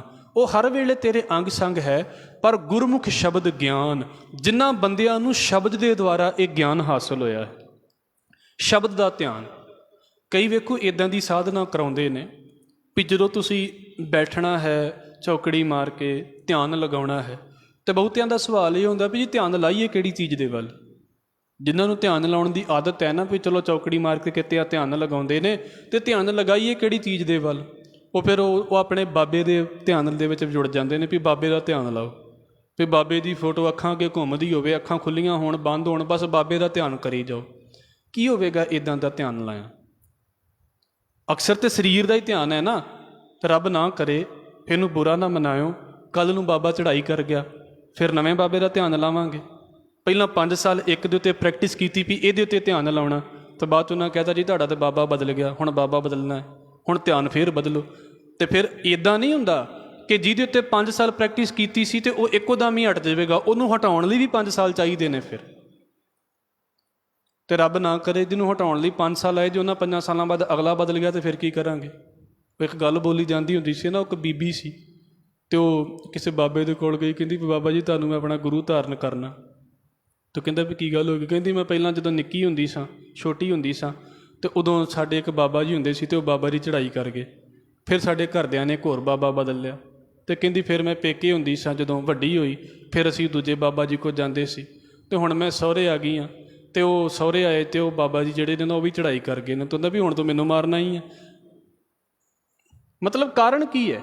ਅਸੀਂ ਕਿਹੜੀਆਂ ਚੀਜ਼ਾਂ ਦੇ ਧਿਆਨ, ਇਹਨੂੰ ਮਜ਼ਾਕ ਵਾਲੇ ਪਾਸੇ ਤੋਂ ਨਾ ਸੋਚਿਓ। ਮੈਂ ਇਹ ਗੱਲ ਆਪ ਜੀ ਦੇ ਅੱਗੇ ਰੱਖ ਦਿੱਤੀ ਹੈ ਕਿਉਂਕਿ ਸੀਰੀਅਸ ਮਾਹੌਲ ਦੇ ਵਿੱਚ ਇਹ ਗੱਲ ਬਹੁਤੀ ਚੰਗੀ ਵੀ ਨਹੀਂ ਲੱਗਦੀ, ਪਰ ਸੋਚੋ ਵੀ ਬੰਦਿਆਂ ਦਾ ਧਿਆਨ ਕਰੀ ਜਾਓ। ਮੈਂ ਕਿਸੇ ਨੂੰ ਕਹਿ ਦੇਵਾਂ ਜੀ ਇਹ ਸਕਰੀਨ ਦਾ ਧਿਆਨ ਕਰੀ ਜਾਓ, ਫੋਟੋ ਦਾ ਧਿਆਨ ਕਰੀ ਜਾਓ ਸਾਰੀ ਜ਼ਿੰਦਗੀ। ਸਾਨੂੰ ਅੱਖਰ ਨਹੀਂ ਪਤਾ ਉਸ ਫੋਟੋ ਨੇ ਸਾਨੂੰ ਕੀ ਦਿੱਤਾ, ਕੀ ਫਾਇਦਾ ਹੈ ਇਸ ਧਿਆਨ ਕਰਨ ਦਾ? ਲੱਗੀ ਜਾਓ, ਪ੍ਰੈਕਟਿਸ ਹੀ ਹੈ। ਪ੍ਰੈਕਟਿਸ ਤੇ, ਕਿਉਂਕਿ ਜਿਹੜਾ ਇਹ ਨਾ ਅਸਲ 'ਚ ਮਾਈਂਡ ਗੇਮ ਹੁੰਦੀ ਹੈ, ਸਾਈਕੀ ਦੀ ਗੇਮ ਹੁੰਦੀ ਹੈ ਵੀ ਤੁਸੀਂ ਮੇਰੇ ਵੱਲ ਵੇਖਣਾ ਹੈ, ਕਿਸੇ ਹੋਰ ਪਾਸੇ ਨਹੀਂ ਵੇਖਣਾ। ਕੋਈ ਫਰਕ ਨਹੀਂ ਪੈਂਦਾ ਇਹਨਾਂ ਗੱਲਾਂ ਦੇ ਨਾਲ। ਧਿਆਨ ਇੰਨਾ ਪੱਕ ਜਾਣਾ ਚਾਹੀਦਾ ਹੈ, ਪੂਰੀ ਦੁਨੀਆ ਦੇ ਵੱਲ ਵੇਖੋ ਅਤੇ ਤੁਹਾਡਾ ਧਿਆਨ ਫਿਰ ਸ਼ਬਦ ਦੇ ਵੱਲ ਹੋਵੇ, ਕਿਉਂਕਿ ਸ਼ਬਦ ਕੰਨਾਂ ਦਾ ਵਿਸ਼ਾ ਹੈ, ਸ਼ਬਦ ਅੱਖਾਂ ਦਾ ਵਿਸ਼ਾ ਨਹੀਂ ਹੈ। ਸ਼ਬਦ ਇਹਨਾਂ ਅੱਖਾਂ ਦਾ ਸਬਜੈਕਟ ਨਹੀਂ ਹੈ, ਸ਼ਬਦ ਕੰਨਾਂ ਦਾ ਸਬਜੈਕਟ ਹੈ। ਇਸ ਕਰਕੇ ਸੁਣਨਾ ਹੈ। ਮੈਂ ਵਾਰ-ਵਾਰ ਕਹਿੰਦਾ ਹੁੰਦਾ ਕਿ ਇੱਥੇ ਬੈਠਿਆਂ ਤੁਸੀਂ ਨਿਗਾਹ ਕਿਸੇ ਵੀ ਪਾਸੇ ਘੁਮਾ ਲਓ। ਸ਼ੁਰੂ ਦੇ ਵਿੱਚ ਇਹ ਥੋੜ੍ਹਾ ਜਿਹਾ ਧਿਆਨ ਰੱਖਣਾ ਪੈਂਦਾ ਹੈ, ਨਿਗਾਹ ਕਿਸੇ ਵੀ ਪਾਸੇ ਘੁਮਾ ਲਓ ਵੀ ਹਾਂਜੀ ਤੁਸੀਂ ਬਾਹਰ ਵੇਖਦੇ ਪਏ ਜੇ, ਇੱਧਰ ਵੇਖਦੇ ਪਏ ਜੇ, ਉੱਧਰ ਵੇਖਦੇ ਪਏ, ਜਿਹੜੇ ਪਾਸੇ ਮਰਜ਼ੀ ਘੁਮਾ ਲਓ, ਪਰ ਤੁਹਾਡੇ ਕੰਨ ਤੇ ਪ੍ਰੈਜ਼ੈਂਟ ਨੇ ਨਾ। ਇਹ ਜ਼ਿਆਦਾ ਧਿਆਨ ਹੈ, ਇਹ ਧਿਆਨ ਦੀ ਪ੍ਰੈਕਟਿਸ ਹੈ। ਧਿਆਨ ਦੀ ਪ੍ਰੈਕਟਿਸ ਇਹ ਨਹੀਂ ਹੈ ਵੀ ਬਲਬ ਵੱਲ ਵੇਖੀ ਜਾਓ ਤਾਂ ਤੁਸੀਂ ਧਿਆਨੀ ਹੋ ਗਏ ਜੇ, ਬਲਬ ਬੁੱਝ ਗਿਆ ਤਾਂ ਫਿਰ ਕੀ ਕਰੋਗੇ? ਮੋਮਬੱਤੀ ਵੱਲ ਵੇਖੀ ਜਾਓ, ਮੋਮਬੱਤੀ ਬੁੱਝ ਗਈ, ਫਿਰ ਕੀ ਕਰੋਗੇ? ਨਾਲੇ ਧਿਆਨ ਬੁੱਝ ਗਿਆ। ਇੱਦਾਂ ਦੇ ਫੋਕੇ ਧਿਆਨ ਲਵਾਏ ਜਾਂਦੇ ਨੇ ਲੋਕਾਂ ਦੇ। ਇਹ ਬੇਕਾਰ ਜੀਆਂ ਗੱਲਾਂ ਨੇ, ਮਾਫ਼ ਕਰਨਾ। ਗੁਰਮਤਿ ਇਹਨਾਂ ਦੇ ਵਿੱਚੋਂ ਇੱਕ ਵੀ ਚੀਜ਼ ਦੇ ਨਾਲ ਸਹਿਮਤ ਨਹੀਂ ਹੈ। ਧਿਆਨ ਦਾ ਮਤਲਬ ਕੀ ਹੈ? ਤੁਸੀਂ ਕਿੱਥੇ ਆਪਣੀ ਅਟੈਂਸ਼ਨ ਲਗਾ ਰਹੇ ਜੇ, ਤੁਸੀਂ ਕੀ ਸੋਚਦੇ ਪਏ ਜੇ, ਉਹ ਤੁਹਾਡਾ ਧਿਆਨ ਹੈ। ਮੈਂ ਇਸ ਕਰਕੇ ਗੱਲਾਂ ਕੀਤੀਆਂ ਨੇ ਕਿਉਂਕਿ ਸਾਡੇ ਧਿਆਨ ਦੀਆਂ ਵਿਆਖਿਆ ਬੜੀਆਂ ਵਿਗਾੜ ਕੇ ਰੱਖ ਦਿੱਤੀਆਂ ਨੇ ਜੀ। ਇਹਦੇ ਵੱਲ ਧਿਆਨ ਲਗਾਓ। ਕਿਸੇ ਸਰੀਰ ਦੇ ਵੱਲ ਧਿਆਨ ਲਾਉਣ ਦੀ ਲੋੜ ਹੈ ਹੀ ਨਹੀਂ ਹੈ। ਸਰੀਰ ਖਿੰਡੇਗਾ, ਸਰੀਰ ਖਤਮ ਹੋਵੇਗਾ ਅਤੇ ਫਿਰ ਦੁੱਖ ਹੋਵੇਗਾ, ਮੈਂ ਜੀ ਇੰਨਾ ਧਿਆਨ ਇਹਦੇ ਵੱਲ ਲਾਇਆ ਸੀ, ਹੁਣ ਇਹ ਖਤਮ ਹੋ ਗਿਆ ਹੈ ਅਤੇ ਸਾਡੀ ਨਾਲੇ ਬੰਦਗੀ ਖਤਮ ਹੋ ਗਈ। ਭਾਈ ਗੁਰਦਾਸ ਸਾਹਿਬ ਕਹਿੰਦੇ ਗੁਰਮੁਖ ਸ਼ਬਦ ਗਿਆਨ। ਜਿਨ੍ਹਾਂ ਗੁਰਮੁਖਾਂ ਨੂੰ ਸ਼ਬਦ ਦੇ ਨਾਲ ਆਹ ਜਾਣਕਾਰੀ ਮਿਲ ਗਈ ਹੈ ਨਾ, ਨੇੜ ਨਾ ਦੂਰ ਹੈ, ਉਹਨਾਂ ਲਈ ਫਿਰ ਕੀ ਹੈ? ਮਾਲਕ ਹਰ ਵੇਲੇ ਨੇੜੇ ਹੈ। ਜਿਹਨੇ ਫੋਟੋ ਦਾ ਧਿਆਨ ਲਾਉਣਾ ਉਹ ਫੋਟੋ ਵੱਲ ਵੇਖ ਕੇ ਧਿਆਨ ਲਾਵੇਗਾ, ਜਦੋਂ ਫੋਟੋ ਤੋਂ ਪਰੇ ਚਲਾ ਗਿਆ ਧਿਆਨ ਫਿਰ ਗਿਆ। ਅਤੇ ਜਿਹਨੂੰ ਹਰ ਪਾਸੇ ਰੱਬ ਨਜ਼ਰ ਆਉਂਦਾ ਉਹ ਕਿੱਥੇ ਚਲਾ ਜਾਵੇਗਾ? ਉਹ ਤਾਂ ਛੱਡ ਹੀ ਨਹੀਂ ਸਕਦਾ ਇਸ ਚੀਜ਼ ਨੂੰ, ਉਹਨੂੰ ਹਰ ਵੇਲੇ ਨਾਲ ਲੈ ਕੇ ਜਾਣਾ ਪੈਣਾ। ਇਸ ਕਰਕੇ ਨੇੜ ਉਹਦੇ ਲਈ ਹਰ ਵੇਲੇ ਨੇੜੇ ਹੈ, ਨਾ ਦੂਰ ਹੈ, ਨਹੀਂ ਦੂਰ ਹੈ ਉਹਦੇ ਲਈ। ਪੂਰਬ ਲਿਖਤ ਨਿਸ਼ਾਨ ਕਰਮ ਅੰਕੁਰ ਹੈ, ਪਰ ਇਹ ਪੂਰਬਲੇ ਕਰਮ ਜਦੋਂ ਪ੍ਰਗਟਦੇ ਨੇ ਤਾਂ ਫਿਰ ਇਹ ਖੇਡ ਵਾਪਰਦੀ ਹੈ, ਇੱਕੋ ਦਿਨ ਦੇ ਵਿੱਚ ਨਹੀਂ ਵਾਪਰਦੀ। ਜੋ ਪਿੱਛੇ ਕਰਦੇ ਹਾਂ ਉਹੀ ਸਾਡੇ ਸਾਹਮਣੇ ਫਲ ਆਉਂਦਾ ਹੈ, ਉਹੀ ਅੰਗੂਰ ਫੁੱਟਦਾ ਹੈ। ਜਿੱਦਾਂ ਬੀਜ ਜਿਹੜੇ ਨੇ ਆਪਣੀ ਮੌਸਮ ਆਉਂਦਾ ਹੈ ਅਤੇ ਆਪਣੇ ਆਪ ਹੀ ਅੰਗੂਰ ਮਾਰਨਾ ਸ਼ੁਰੂ ਹੋ ਜਾਂਦਾ ਉਹਨਾਂ ਦੇ ਵਿੱਚ, ਇੱਦਾਂ ਸਾਡੇ ਕਰਮ ਫੁੱਟਦੇ ਨੇ ਆਪਣੇ ਆਪ। ਅਤੇ ਮਹਾਰਾਜ ਕਹਿੰਦੇ ਨੇ ਗੁਰ ਸੇਵਾ ਪ੍ਰਧਾਨ ਸੇਵਕ ਸੂਰ ਹੈ। ਜਿਹੜਾ ਸੂਰਮਾ ਹੋ ਕੇ ਇੱਦਾਂ ਦੀ ਸੇਵਾ ਕਰਦਾ ਹੈ ਨਾ ਸੇਵਕ, ਉਹ ਫਿਰ ਬੰਦਾ ਪ੍ਰਧਾਨ ਬਣਦਾ ਹੈ। ਪ੍ਰਧਾਨ ਦਾ ਮਤਲਬ ਮੁਖੀ ਬਣ ਗਿਆ। ਇੱਦਾਂ ਨਹੀਂ ਵੀ ਮੈਂ ਅੱਗੇ ਹੋਵਾਂ, ਉਹਨੂੰ ਆਪਣੇ ਆਪ ਦੇ ਵਿੱਚ ਪਤਾ ਵੀ ਮੈਂ ਮੁਖੀ ਹੋ ਗਿਆ ਹਾਂ, ਜਿਹਨੇ ਧਿਆਨ ਇੱਦਾਂ ਦਾ ਲਾਇਆ ਹੈ। ਫਿਰ ਨਾਲ ਕੀ ਹੈ? ਸਾਧ ਸੰਗਤ ਅਸਥਾਨ ਜਗਮਗ ਨੂਰ ਹੈ। ਮੇਰੀ ਕੋਸ਼ਿਸ਼ ਸੀ ਵੀ ਇਸ ਪੰਕਤੀ ਦੇ ਉੱਤੇ ਰੁਕਿਆ ਜਾਂਦਾ, ਪਰ ਚਲੋ ਆਪਣਾ ਸਮਾਂ ਸਮਾਪਤ ਹੋ ਗਿਆ ਹੈ। ਜੋ ਅਸੀਂ ਪਹਿਲਾਂ ਧਿਆਨ ਹੀ ਸਮਝ ਲਿਆ ਹੈ ਅਤੇ ਇੰਨਾ ਹੀ ਬਹੁਤ ਹੈ ਵੀ ਧਿਆਨ ਤੋਂ ਆਪਾਂ ਕਿਹੜੇ ਪਾਸੇ ਹਟਣਾ ਹੈ ਅਤੇ ਕਿਹੜੇ ਪਾਸੇ ਲਾਉਣਾ ਹੈ, ਅਤੇ ਸੰਗਤ 'ਚ ਆ ਕੇ ਕਰਨਾ ਕੀ ਹੈ, ਇਹ ਜ਼ਿਆਦਾ ਵਿਸ਼ਾ ਥੋੜ੍ਹਾ ਜਿਹਾ ਜ਼ਰੂਰੀ ਹੈ। ਅੱਗੇ ਫਿਰ ਕਿਤੇ ਸਮਾਂ ਬਣੇਗਾ, ਸੰਗਤ ਦੇ ਬਾਰੇ ਅਸੀਂ ਵਿਚਾਰਾਂਗੇ। ਭਾਈ ਗੁਰਦਾਸ ਸਾਹਿਬ ਕਹਿੰਦੇ ਸੰਗਤ ਇੱਦਾਂ ਦਾ ਅਸਥਾਨ ਹੈ, ਸਮਝ ਲਓ ਜਿਹੜਾ ਜਗਮਗ ਕਰਦਾ ਪਿਆ ਹੈ, ਪੂਰੀ ਤਰ੍ਹਾਂ ਪ੍ਰਕਾਸ਼ਿਤ ਹੈ, ਜਿੱਥੇ ਆ ਕੇ ਬੰਦੇ ਦਾ ਧਿਆਨ ਦੂਜਿਆਂ ਪਾਸਿਆਂ ਤੋਂ ਆਪਣੇ ਆਪ ਹੀ ਖਿੰਡ ਜਾਂਦਾ ਹੈ। ਫਿਰ ਲੱਖ ਲੱਖ ਸਸੀਅਰ ਭਾਨ ਕਿਰਨ ਠਰੂਰ ਹੈ। ਇੱਥੇ ਭਾਈ ਚਾਨਣ ਤੇ ਇੰਨਾ ਹੈ ਜਿੰਨਾ ਸੂਰਜ ਦਾ ਹੈ, ਪਰ ਇੱਥੇ ਠੰਡ ਇੰਨੀ ਹੈ ਜਿੰਨੀ ਚੰਦਰਮਾ ਦੀ ਹੈ। ਇੱਥੇ ਪੂਰਾ ਗਿਆਨ ਦਾ ਸੂਰਜ ਵੀ ਚੜ੍ਹਿਆ ਹੋਵੇ, ਪਰ ਉਹ ਗਿਆਨ ਦਾ ਸੂਰਜ ਸਾੜ ਨਾ ਦੇਵੇ। ਇੱਥੇ ਚੰਦਰਮਾ ਵਾਲੀ ਸ਼ਾਂਤੀ ਵੀ ਚਾਹੀਦੀ ਹੈ। ਜਿੱਥੇ ਸੂਰਜ ਅਤੇ ਚੰਦਰਮਾ ਇਕੱਠੇ ਹੋਏ ਪਏ ਨੇ, ਬਾਹਰ ਤਾਂ ਕਦੀ ਨਹੀਂ ਇੱਦਾਂ ਹੁੰਦਾ। ਸਾਡੇ ਸਾਹਮਣੇ ਆ, ਰਾਤ ਚੰਦਰਮਾ ਆ ਗਿਆ, ਦਿਨੇ ਸੂਰਜ ਆ ਗਿਆ। ਹਾਲਾਂਕਿ ਚੰਦਰਮਾ ਦੀ ਰੋਸ਼ਨੀ ਉਧਾਰੀ ਹੈ, ਪਰ ਇੱਥੇ ਭਾਵ ਕੀ ਹੈ ਵੀ ਸਾਡੇ ਅੰਦਰ ਗਿਆਨ ਦਾ ਸੂਰਜ ਵੀ ਹੋਵੇ, ਪੂਰੀ ਜਾਣਕਾਰੀ ਵੀ ਸਾਨੂੰ ਹੋਵੇ, ਪਰ ਇਹ ਜਾਣਕਾਰੀ ਸਾਨੂੰ ਹੀ ਨਾ ਸਾੜ ਦੇਵੇ। ਸਾਡੇ ਅੰਦਰ ਚੰਦਰਮਾ ਵਰਗੀ ਠੰਡ ਵੀ ਹੋਵੇ। ਸੰਗਤ ਇੱਦਾਂ ਦੀ ਹੈ ਜਿੱਥੇ ਸਿੱਖ ਗਿਆਨੀ ਵੀ ਬਹੁਤ ਨੇ, ਪਰ ਸਿੱਖ ਠਰਮੇ ਵਾਲੇ ਵੀ ਬਹੁਤ ਨੇ, ਸ਼ਾਂਤ ਵੀ ਬਹੁਤ ਨੇ। ਹੁਣ ਇਹ ਨਾ ਵੇਖਿਓ ਵੀ ਅੱਜ ਕੱਲ੍ਹ ਦੇ ਸਿੱਖ ਤਾਂ ਹੈ ਹੀ ਨਹੀਂ। ਮੈਂ ਸਿੱਖਾਂ ਦੀ ਗੱਲ ਕਰਦਾ ਪਿਆ ਹਾਂ, ਬਾਕੀ ਜੋ ਵੇਖਣਾ ਉਹ ਤਾਂ ਸਾਡੀਆਂ ਅੱਖਾਂ ਦੇ ਸਾਹਮਣੇ ਹੀ ਹੈ। ਇਸ ਕਰਕੇ ਮਹਾਰਾਜ ਕਹਿ ਰਹੇ ਨੇ ਇੱਥੇ ਲੱਖ ਸਸੀਅਰ ਭਾਨ। ਲੱਖਾਂ ਸੂਰਜ ਅਤੇ ਚੰਦਰਮਾ ਜਿਹੜੇ ਨੇ ਨਾ, ਉਹਨਾਂ ਤੋਂ ਵੀ ਠੰਡੀ ਹੈ ਸੰਗਤ ਦੀ ਕਿਰਨ। ਉਹਨਾਂ ਤੋਂ ਵੀ ਜ਼ਿਆਦਾ ਠੰਡ ਪਾਉਣ ਵਾਲੀ ਅਤੇ ਤੇਜ਼ ਪ੍ਰਕਾਸ਼ ਦੇਣ ਵਾਲੀ ਹੈ ਸੰਗਤ ਦੀ ਜਿਹੜੀ ਤਾਸੀਰ ਹੈ। ਲੱਖ ਵੇਦ ਪੁਰਾਣ ਕੀਰਤਨ ਸਚੂਰ ਹੈ। ਅਤੇ ਜਿਹੜਾ ਸੰਗਤ ਦੇ ਵਿੱਚ ਕੀਰਤਨ ਹੁੰਦਾ ਹੈ ਨਾ, ਜਿਹੜਾ ਵਾਕਿਆ ਹੀ ਕੀਰਤਨ ਹੁੰਦਾ ਹੈ, ਉਹ ਕੀ ਹੈ? ਸਮਝ ਲਓ ਲੱਖਾਂ ਵੇਦਾਂ ਪੁਰਾਣਾਂ ਦੀਆਂ ਕਥਾ ਕਹਾਣੀਆਂ ਤੋਂ ਉੱਤੇ ਕੀਰਤਨ ਹੈ, ਜੋ ਇੱਕ ਵਾਰ ਹੀ ਸੁਣਿਆ ਜ਼ਿੰਦਗੀ ਬਦਲ ਕੇ ਰੱਖ ਦਿੰਦਾ ਹੈ। ਇਸ ਕਰਕੇ ਭਗਤ ਵੱਛਲ ਪਰਵਾਨ ਚਰਣਾ ਧੂਰ ਹੈ। ਇਹੋ ਜਿਹੇ ਸੰਗਤ ਦੇ ਅਸਥਾਨ ਦੀ, ਜਿੱਥੇ ਰੱਬ ਵਿਆਪਕ ਹੈ, ਜਿੱਥੇ ਇਹੋ ਜਿਹੇ ਗੁਰਸਿੱਖ ਪਿਆਰੇ ਬੈਠੇ ਨੇ, ਜਿਨ੍ਹਾਂ ਦੇ ਅੰਦਰ ਮਾਲਕ ਨੇ ਗਿਆਨ ਦਾ ਸੂਰਜ ਵੀ ਚਾੜਿਆ ਹੈ ਅਤੇ ਚੰਦਰਮਾ ਦੀ ਸ਼ਾਂਤੀ ਵੀ ਦਿੱਤੀ ਹੈ। ਜਿਨ੍ਹਾਂ ਨੂੰ ਧਿਆਨ ਲਾਉਣਾ ਆ ਗਿਆ ਹੈ, ਜਿਨ੍ਹਾਂ ਨੂੰ ਸਾਰੇ ਪਾਸੇ ਤੋਂ ਗੁਰਮਤਿ ਦੀ ਸਮਝ ਆ ਗਈ ਹੈ, ਇਹੋ ਜਿਹੇ ਗੁਰਸਿੱਖਾਂ ਦੇ ਅਸਥਾਨ ਦੀ ਜਿਹੜੀ ਚਰਨਾਂ ਦੀ ਧੂੜੀ ਹੈ ਨਾ, ਉਹ ਰੱਬ ਦੇ ਵੱਲੋਂ ਵੀ ਪ੍ਰਵਾਨ ਕਰ ਲਈ ਜਾਂਦੀ ਹੈ। ਇਹੋ ਜਿਹੇ ਗੁਰਸਿੱਖਾਂ ਦੇ ਅਸਥਾਨ ਦੀ ਧੂੜੀ ਜਿਹੜੀ ਹੈ, ਉਹ ਸਾਨੂੰ ਨਿਮਰਤਾ ਸਿਖਾਉਂਦੀ ਹੈ ਵੀ ਇਹਨਾਂ ਦੀ ਮੈਂ ਸੇਵਾ ਕਰਨੀ ਹੈ। ਭਗਤ ਵਸ਼ਲ ਮਤਲਬ ਰੱਬ ਜਿਹੜਾ ਭਗਤੀ ਨੂੰ ਪਿਆਰ ਕਰਦਾ ਹੈ ਨਾ, ਪ੍ਰਵਾਨ, ਉਹਨੂੰ ਉਹਨਾਂ ਰੱਬ ਦੇ ਪਿਆਰਿਆਂ ਦੀ ਚਰਨਾਂ ਦੀ ਧੂੜੀ ਪ੍ਰਵਾਨ ਹੈ। ਪ੍ਰਵਾਨ ਚਰਨਾਂ ਧੂੜ ਹੈ। ਗੁਰੂ ਬਖਸ਼ਿਸ਼ ਦੇ ਸਦਕਾ ਮੈਂ ਸਿਰਫ ਇੱਕ ਸਬਜੈਕਟ ਆਪ ਜੀ ਦੇ ਅੱਗੇ ਰੱਖਣ ਦੀ ਕੋਸ਼ਿਸ਼ ਕੀਤੀ ਹੈ। ਕਾਫੀ ਸਬਜੈਕਟ ਨੇ ਇਸ ਵਾਰ ਦੇ ਵਿੱਚੋਂ, ਪਰ ਮੇਨ ਗੱਲ ਸੀ ਵੀ ਜਦੋਂ ਅਸੀਂ ਸੰਗਤ ਦੇ ਵਿੱਚ ਆ ਜਾਂਦੇ ਹਾਂ ਫਿਰ ਅਸੀਂ ਕੀ ਕਰਨਾ ਹੈ। ਉਹ ਹੈ ਵੀ ਅਸੀਂ ਧਿਆਨ ਲਾਉਣਾ ਹੈ, ਅਤੇ ਧਿਆਨ ਕਿਸੇ ਪੱਖੇ ਦੇ ਵੱਲ, ਪਿੱਲਰ ਦੇ ਵੱਲ, ਬੰਦੇ ਦੇ ਵੱਲ ਨਹੀਂ। ਧਿਆਨ ਸਿਰਫ ਸ਼ਬਦ ਦੇ ਨਾਲ, ਔਰ ਇਹ ਕੰਨਾਂ ਦਾ ਜ਼ਿਆਦਾ ਵਿਸ਼ਾ ਹੈ ਅੱਖਾਂ ਦੇ ਨਾਲੋਂ। ਇਸ ਕਰਕੇ ਮੈਂ ਬੇਨਤੀ ਕੀਤੀ ਹੈ, ਅੱਖਾਂ ਖੁੱਲੀਆਂ ਹੋਣ ਕੋਈ ਚੱਕਰ ਨਹੀਂ, ਬੰਦ ਹੋ ਜਾਣ ਤਾਂ ਵੀ ਕੋਈ ਗੱਲ ਨਹੀਂ, ਮਤਲਬ ਹੀ ਨਹੀਂ ਹੈਗਾ ਇਹਨਾਂ ਗੱਲਾਂ ਦੇ ਨਾਲ। ਮਤਲਬ ਮੇਨ ਇਸ ਗੱਲ ਦੇ ਨਾਲ ਹੈ ਵੀ ਸੁਣਨਾ ਹੈ, ਜਿੰਨਾ ਸੁਣਿਆ ਜਾਵੇ। ਤੁਸੀਂ ਬਾਹਰ ਬੈਠ ਕੇ ਸੁਣ ਲਵੋ, ਇੱਥੇ ਬੈਠ ਕੇ ਸੁਣ ਲਵੋ, ਕੀ ਵਾਕਿਆ ਹੀ ਸੁਣਦੇ ਪਏ ਹਾਂ। ਮਹਾਰਾਜ ਬਖਸ਼ ਲਵੇ, ਤੁਹਾਡੇ ਪਿੱਛੇ ਲੱਗ ਕੇ ਸਾਡੇ ਵੀ ਕੁਝ ਪੱਲੇ ਪੈ ਜਾਵੇ, ਇਹ ਜ਼ਿਆਦਾ ਜ਼ਰੂਰੀ ਗੱਲ ਹੈ।